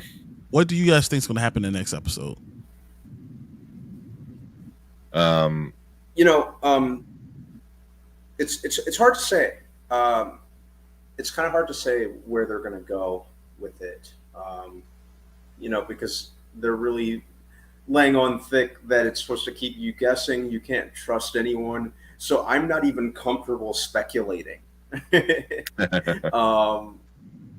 do you think that he knows that she's a Skrull? Yeah, I think. Yes. I think so. Oh. I think so. I can see that. But I can see it getting... I think the next week is we're going to see the absolute lowest of Nick Fury, because I don't think he's quite got there yet. He needs to get to the absolute worst possible version of himself that we see before he goes back up that track. And I think it's going to be like last episode, like, this isn't Nick Fury. This one, you're like, this is really not Nick Fury. And next one, you're like, who is this guy? Because that's not Nick Fury. Is this Nick Fury? Furry? It's like, it's, It's Nick Fury, yeah. Nick Fury, which is one of the aliases on when he was who was it? Rhodey was looking at the screen. Yeah. One of them was like, was it Nick Fury, which is funny. But it was like, but that's who he is, and I think something's gonna happen in the next one, especially with Gravik and him going to up his game, and it's gonna just like, oh, you suck, and you're not, like, almost like Gravik's like, you're not even worth killing anymore because you're not Nick Fury, and it's gonna be something that's gonna trigger him, and then he's just gonna be like, we're gonna get a cut scene of him shaving the beard and putting the patch on. He turns around and flips on the trench coat, and then that's how it ends. It's like we're back. So, but I don't know if that's gonna happen next episode or episode after that. But it's got to happen soon. It's got to happen in the next 2 episodes for sure. What if I told you we get another death before Nick Fury because Nick Fury? Would you be surprised? No, I could definitely see that. Would you be surprised if it was Talos?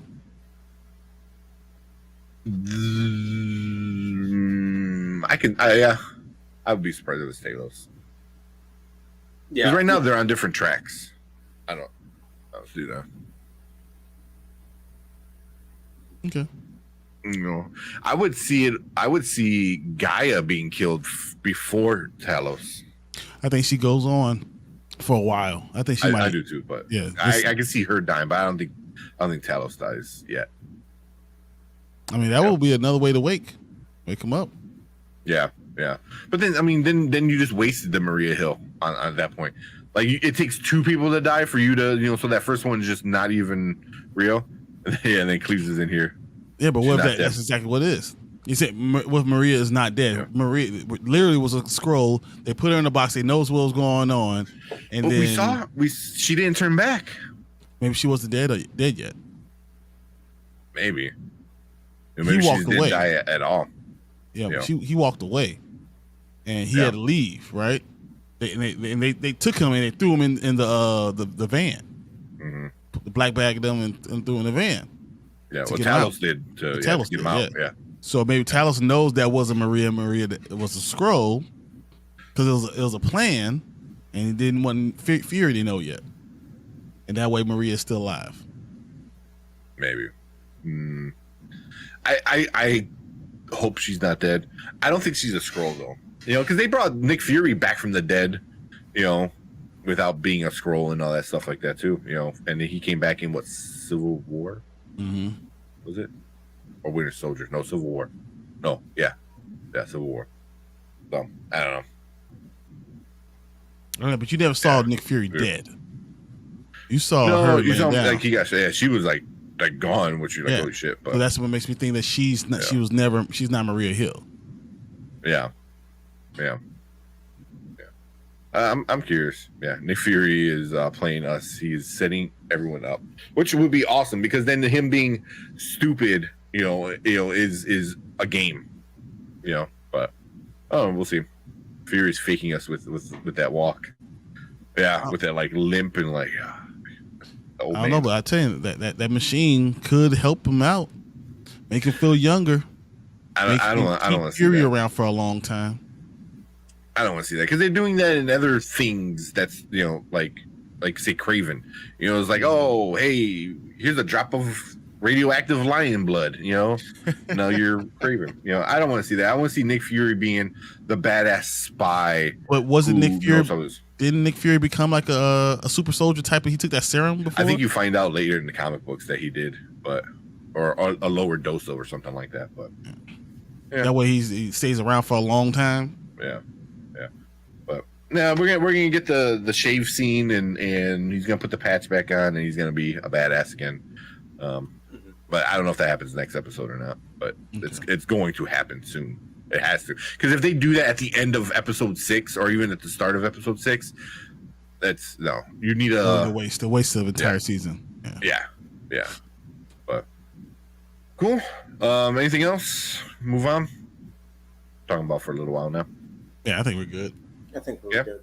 All right. So yeah, we'll be back next Thursday talking about the next episode of Secret Invasion. It's not doing well. The ratings aren't doing well. It's not getting a lot of love on the internet, Twitter and stuff like that. They're not liking it. I don't know if people are being too picky with it or whatnot. It's not a movie. It's a Disney Plus show. So I think I'm getting what I kind of expected from it so far. And I really didn't know what to expect, Yeah. But I'm liking it. I'm liking the setup so far.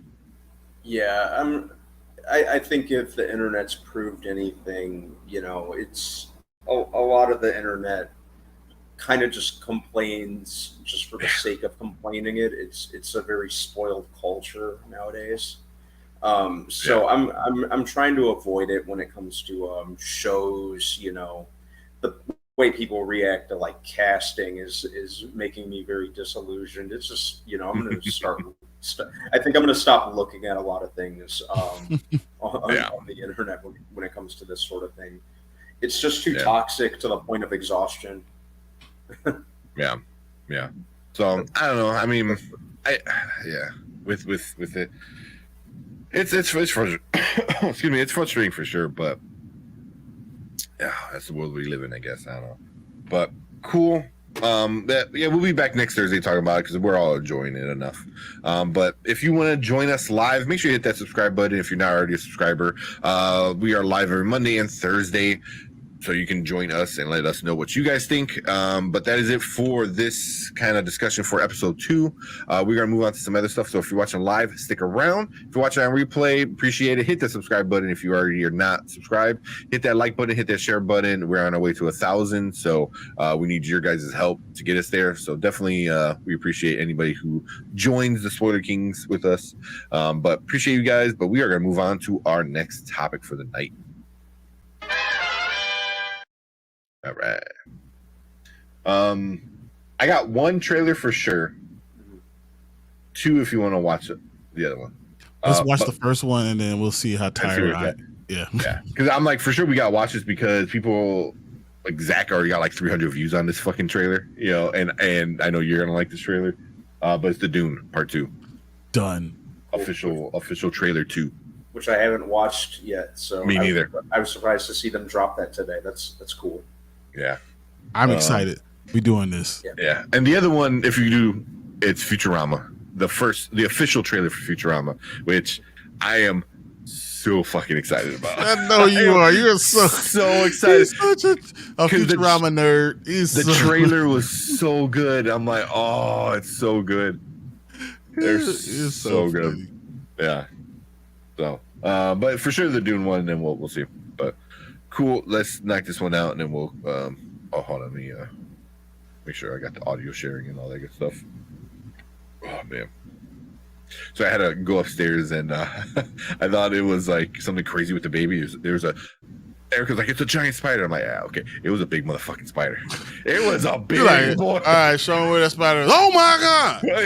it's big. I'm like, okay. And I look, I'm like, oh, that is a big motherfucker. Like it might grab my slipper and like you hit it with a slipper. He looks at you like, what? You got a slipper back, throws it back at you. Whacks at me.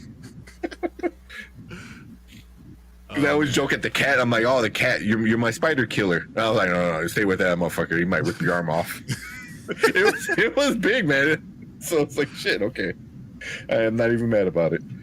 But yeah, let's watch this. Cat's really a flirkin, for real. Eating everything. He does eat everything. All right. Let's do this one. All right, welcome to Spoiler Kings. My name is Tate Kramer, Brian the Grizzly, Brandman Brandon, and we're going to watch Dune Part 2, trailer number 2. I know we're big fans of Dune. You know, this first one was awesome. The second one, I cannot wait. I think in November coming out. But let's check out this trailer and then see what we think about it. Oh, they put in the new format. You had me at Dune. Yes. Man, that was awesome. That was really great. That's a fucking trailer. That's how you do a trailer. Yes. Yeah. Really excited for that. That's super hype. Should we rent a theater for this? I mean, there hasn't been a movie where I'm like, theater. Because I want to see this multiple times. I'm definitely going to see this in Dolby, but I would love to see this with like as a group with all of us and stuff like that. Yeah, that was so good. That I had to really collect my thoughts. I mean, they really hit so many key things you need to have a Dune, and Austin Butler looked awesome. Yeah, he looked so fucking good. Yeah, I'm so hyped for this, man. It legit gave me goosebumps. I'm a huge fan. I know you guys are too. That's looks so good. The first trailer was good. This one just ups it a whole nother level with awesomeness. The first trailer was a lot of story. It was a lot of catching up almost. Yeah, exactly. We're setting up what's going on. This seems like we're going to have a lot more action because they already set everything up. Now things are in motion, and once this thing starts, you're not going to stop. It's going to be like a snowball coming up from the top of a hill. Like you cannot stop it. It's going to take a life of its own, and that's what Dune is. One act, start a snowball that no one can control. I'm with it, man. Yeah, I'm with it. I really liked, like Dennis. Is it Villeneuve, the director? Yeah, Villeneuve, I think. Yeah, like he really put his foot in the first one. Like it was a great movie. This one just really kind of seems like it's really upping the ante in terms of the scope, like I loved the cinematography in the first one. This one looks like they really doubled down on that, which is really saying something, because the cinematography in the first one was absolutely remarkable, I thought. Yeah. The Evil Emperor with fucking Christopher Walken. Yeah. Yeah. The new cast additions. Yeah. Florence Pugh's always great to watch. Like, she's probably my favorite newish up and coming actress. Mm-hmm. It's always a pleasure to see, whatever she's in. She always brings her a game. Oh, yeah. Cinematography, I think they win cinematography next year. It's gonna be beautiful. Right now, I don't see another movie I'm as excited about as Dune. Mission Impossible, I'm super excited about. This one, I legit, man. I got goosebumps watching this trailer. It was so good, And I don't know, maybe it's because I'm just like a crazy diehard fan of it. When Christopher Walken came on, I saw you, and I was like, dude, what the?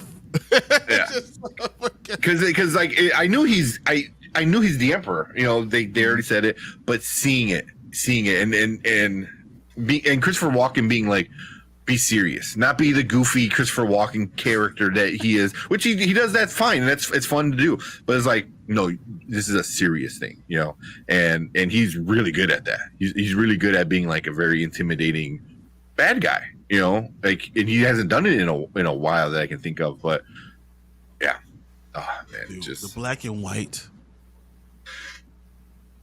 was so good. Man.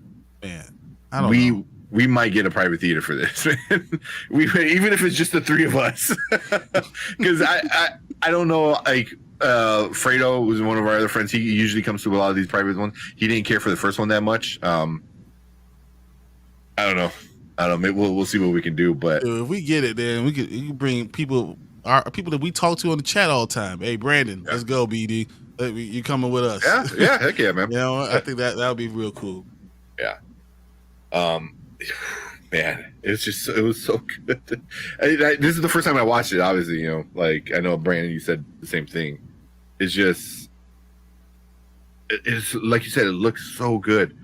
The story. I mean, his mom, the dreams, the prophecy. Yeah. Yeah.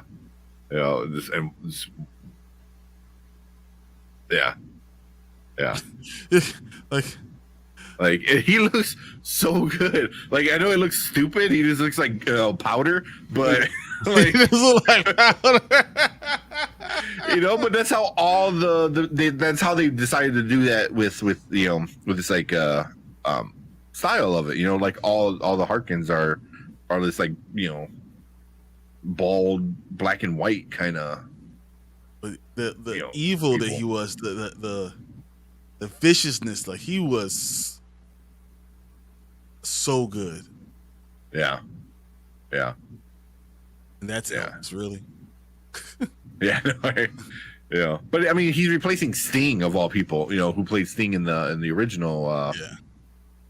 From the 80s, 84 or something like that, 83. 83, 82. Yeah. But this is gonna be something, man. This is for sure gonna be something. It seemed like it was so much information in that trailer. I feel like, how is all that gonna fit in the movie? I literally was thinking, like, how is all this gonna fit? I don't understand. Yeah, it's gonna be a crazy 3-hour something movie. Yeah, it's gonna be rough. But Horror Geek said probably wins cinematography. Dune won a bunch of technical awards. It did, and it deserved a lot of it because it looked gorgeous.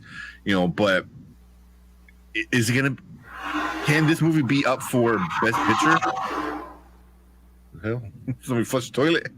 Someone have an elephant? That must be them doing like some more NASCAR stuff. Oh, was that NASCAR? Nice. Someone got an elephant outside? But yeah, I mean, would you guys be surprised just from this trailer? I know we haven't seen the movie yet, but could this be up for Best Picture of the Year? Yeah, it could definitely go up there. Yeah, I could definitely see it. Yeah. Ooh, man, I did not expect to be this hyped over the trailer. Like, I legit super hyped about this one. That is awesome. I mean, because the heroes look more heroic, the villains look so menacing, the story looks so good, the way they shoot it looks amazing. You had me at hello. Exactly. Yeah. Exactly. Yeah. I'll go see this early if available. You know. Hey, you guys want to call us? We will come out and go see it. Whatever. We'll be a test audience. Whatever you need, I'm all for it. Let's go. Take a trip to California for the red carpet for this one. Hey, you let me on. I don't even need to be on the red carpet. I could be on the blue carpet. It's all right. It's whatever. Just let me see it. Yeah. I definitely would love to see this early if we could, like a screener and stuff like that. Oh man, yeah, I am super hyped about it. Jorge said if it's good, probably I won't, but I won't bet on it to win unless it gets some acting noms and adapted screenplay. Yeah, I don't know if it wins. I say it could be nominated. Yeah, nominated I could see for sure. You know, because all the blockbusters that we were supposed to get didn't quite pan out, you know, like we expected. So it was like we've only had 2, 3 if you count Mario, but usually animated ones really don't. But it's weird that the 2 best movies are animated. I think Across the Spider-Verse will actually be nominated. I don't know if Mario gets nominated, but Across the Spider-Verse I think does get nominated. Yeah. I can see Dune getting nominated too. Oh yeah, 100%. Yeah, and you get your artsy fartsy films and stuff like that. You get 4 artsy movies and then 6 legit ones. I would say legit, but mainstream blockbuster ones. And that's kind of what you'll get. Yeah. So, oh man, yeah, I am so hyped for this one. Like, I cannot wait, and I hope. I know one of our friends of the channel, Zack Attack Reviews. He watched it. I just commented on his Twitter. I was like, I hope they do more. But I'm gonna go watch his reaction because I'm kind of curious of what he thinks about it too. But I wonder if he says like, "It's okay." I'm like, dude, like that's it. You're never coming back on the channel. I'll never forgive you. But I said I hope they continue the story because there is a lot more story after this. In the books and stuff. And it all depends on how well it does. So if you want more of it, if you're a real fan of it, then definitely go support this film. Which, like I said, I'm gonna see it at least 3 times. Yeah, like at least 3 times. So, I don't know. But yeah, I think that's it for this one, man. I'm still like, I might watch the trailer a couple more times after this. I should pull it up right now. I'm sitting there looking at it. Yeah. So super awesome. But if you're watching live, appreciate you guys. Horror Geek, appreciate you in chat with us, hanging out. If you're watching on replay, appreciate you clicking on the video. Hit that subscribe button if you're not already a subscriber. We're on our way to 1,000, so we need you guys to hit that like and share button and get us in front of more people. Because at 1,000, we're doing a few giveaways, so you don't want to miss out on that. But we appreciate everyone hanging out with this one. If you're watching live, stick around. We're gonna talk about something else. And thank you. But we are gonna move on to our last topic for the night. Cool. Hey, we can end it there. It's already past midnight. Yeah, it's already too late. Brandon's already asleep. Look, he's looking at us, but he's asleep. And like I'm like kind of occasionally wanders outside. Yeah, wondering what's going on outside. You got a rooftop kind of deck, right? Yeah. That'd be nice. Yeah, I might. If you guys don't mind, I might do a solo reaction to Futurama because look, it's like monthly office space, $12.99, $6.99 with commercials. Like, oh man, because it's Hulu because they're going on the new home. Hulu. Yeah. It's so good. Yeah, I'm so excited. It comes out in like 3 weeks. Chevalier. What's Chevalier? That might be another movie. Oh yeah, the French guy one. Yeah, I can see that. We say a tough year for animation. For well, good for us, but for picking a winner, definitely. No, I think Spider-Verse wins going away. Yeah, Mario will probably not be nominated for animated. Yeah, Mario has to be nominated because the popularity of it. But I do the Nimona. People are saying great things about that one. Miyazaki's last film, a Disney film, in either Mutant Mayhem or the Peasants. Mm-hmm. I haven't heard of that one. Mutant Mayhem might be on there. A Disney film. What's Elementals? I don't know if Elementals is like that worthy of it, but I can see Mario being on there for sure. I don't know. It depends on how this teenage Kraken does thing. I mean, we'll see. Yeah, but oh man, but are you guys gonna watch before we go Asteroid City? Yeah, I'm gonna watch it. You say you're gonna watch it, Brandon? You gonna watch it or not? Okay. Let me know if you guys do, because I watch it. I wouldn't mind doing a review on it. We could do that offline though. I wouldn't mind doing it. I'll probably watch it tomorrow. Yeah, do a recorded one. So yeah, let me know. We could do it maybe like Sunday night or something. Wish or Elemental will take the spot. I could probably see Wish because it'll be a new one. Yeah, especially if it does well. Elemental was cool. Maybe Elemental might be up there because visually it looked awesome. Academy does not like Illumination. They do not. You are not wrong. Usually their films only make it weak years. Illumination. Right. Well, considering they only crap out like Minions movies pretty much sideways, I don't even think Illumination likes Illumination. Well, now they're like, Mario? You mean we have all of Nintendo to play with? Hey, they make a lot of money. They did do a lot of money. They did do Mario. My bad. That's why it's the first thing they did. That's like not Minions. Well, they're doing that Migrate with the ducks, which looks cute. But just wait for the Gru Mario crossover. It's happening. Oh, don't say that. It's happening. Don't say that. Which is not. Yeah, it's definitely not a weaker year. Yeah, strong year Spider-Verse.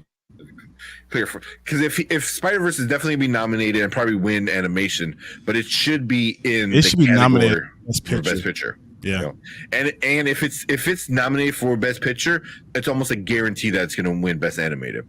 Because whenever they do stuff like that, like Best Foreign Film, and it's also in Best Picture, why even bother? Because it's going to win Best Foreign Film because it's in the Best Picture category. It's automatically already better than the rest. I think it's a no-brainer that this one is a Best Picture and a Best Animation, no matter what. It doesn't win, but it will be there. No, it won't. I don't think it wins. It won't win. It won't be Best Picture. It won't win, but Best Animated it will. It will. Sure. I think it wins hands down. Yeah, but it should be nominated at the very least. I can't wait, man, because every year, Horror Geek, I think you might have missed it this past year, but every year, even before we were Spoiler Kings on a different channel, we would watch and review all the nominated Best Picture movies, leading up to the Oscars. So right when the Oscars, we would do 2 a week and watch all the movies and do Oscar reviews and stuff like that. So I can't wait to see what all the Best Pictures are this year because there's some cool ones. When y'all think we're gonna get next Spider-Man movie? I told Tank that I think we're gonna see it next October. I think we'll get October 2024 and the end of October. Why? Just in time for Christmas. Yeah, so DVD sales. The DVD sales will come in Christmas.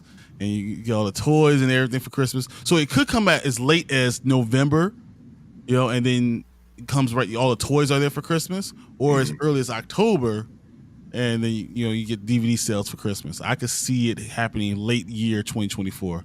I know everyone's saying 2025. We're going and that fake letter that's coming out to everybody. I really believe we're going to get it sometime October, November 2024. I can see that. That pushes back 6 months. Yep, 6 to 8 months, 6 to 7 months, and that works. What you got, Brandon? If we got to wait a couple extra months for good quality, I'm fine with that. That fake letter did have me kind of going, God damn it, for a minute, because I actually did kind of buy into it at first. But if they need a couple extra months, so be it. Yeah, I mean, it's still true that 100 animators left. So that's not a small number. I mean, I don't know how many they have, because if it's like 100 out of 1,000, then you're like 10%. It's not the worst thing, but I don't know if they have that many animators, like 1,000. So, but if 100 feels like a lot in that movie,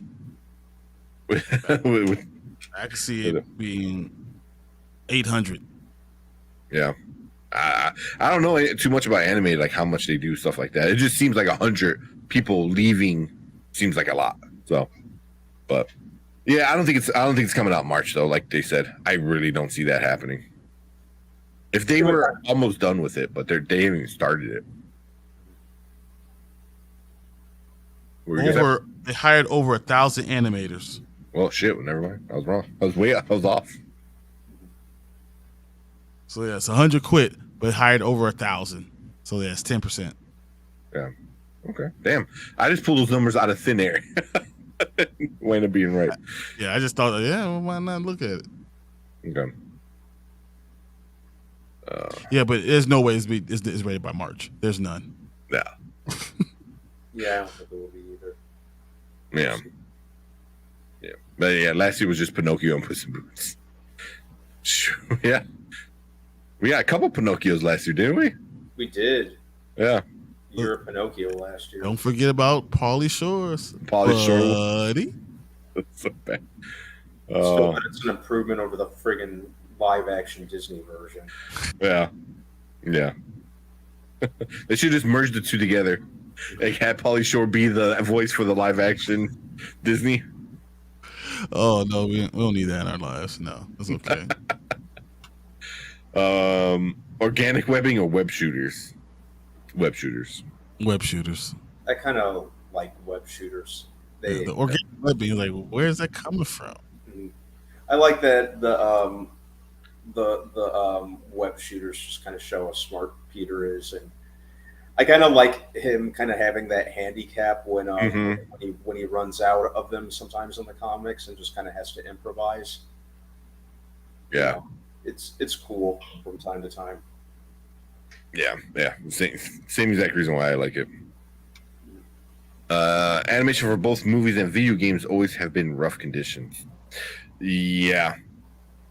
The animation I wasn't quite sure about until like recently, when I'm like, because of the show, you start hearing more stuff about that. But video games, I knew video games was just rough for everybody. Everybody. Testers would be working all day, all the it was bad, like bad. So, but yeah, that's how they get you, because they're like, oh, you want to quit? Cool, we got 100 more people willing to take your place. So, or in Spider-Verse, 1,000. Yeah, one quits and we get 100 more. So 100 quit, we get 1,000 more. Yeah. But I think that's it for this one. We're already past midnight over here. We're ready to go to bed. Yeah. But thanks for everyone hanging out with us. Really appreciate MJ coming in at the end. Horror Geek always hanging out with us with all your stats and knowledge, man. We really do appreciate it. They usually hire overseas workers to lower the budget. Yeah, pay out, put the crunch on. Yep, which is rough. That's definitely rough. Who else was that?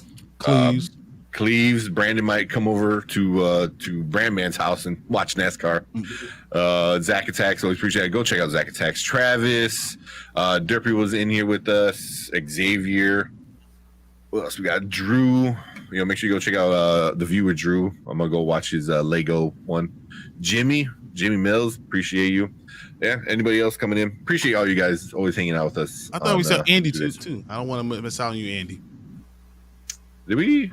Yeah. Oh yeah. Yeah. Andy hung up. He was here for a little bit. Appreciate it. But cool, man. We appreciate you guys taking out time and checking us out. Thank you guys, man. It really does mean a lot to me. I don't know. I always say, like, whenever I started this, I just thought it was like a bunch of guys talking about movies and nerding out and being goofy when we watch a Dune trailer and getting all excited. Right. So yeah. So, but we're almost at 1,000, so that alone is like mind blowing. So I appreciate everybody hanging out with us. You guys got anything before we call it? Nope. Time to go to sleep. No, you can go ahead and get to bed. Yeah, a long day. But it has. But thanks everyone. Have a great 4th of July weekend. Don't lose any fingers. I think we might be back on Monday. Yeah, I'm pretty sure we'll be Monday. I'm good. We'll be here Monday talking about Indiana Jones. Probably. So yeah. Copyrighted. There you go. Exactly. Close enough. Disney was like close enough. But appreciate it. We'll see you guys on Monday. Enjoy your weekend. We are out. Appreciate everyone. And see you guys later. See you guys. See you, fellas. Don't forget to like and subscribe. We out here.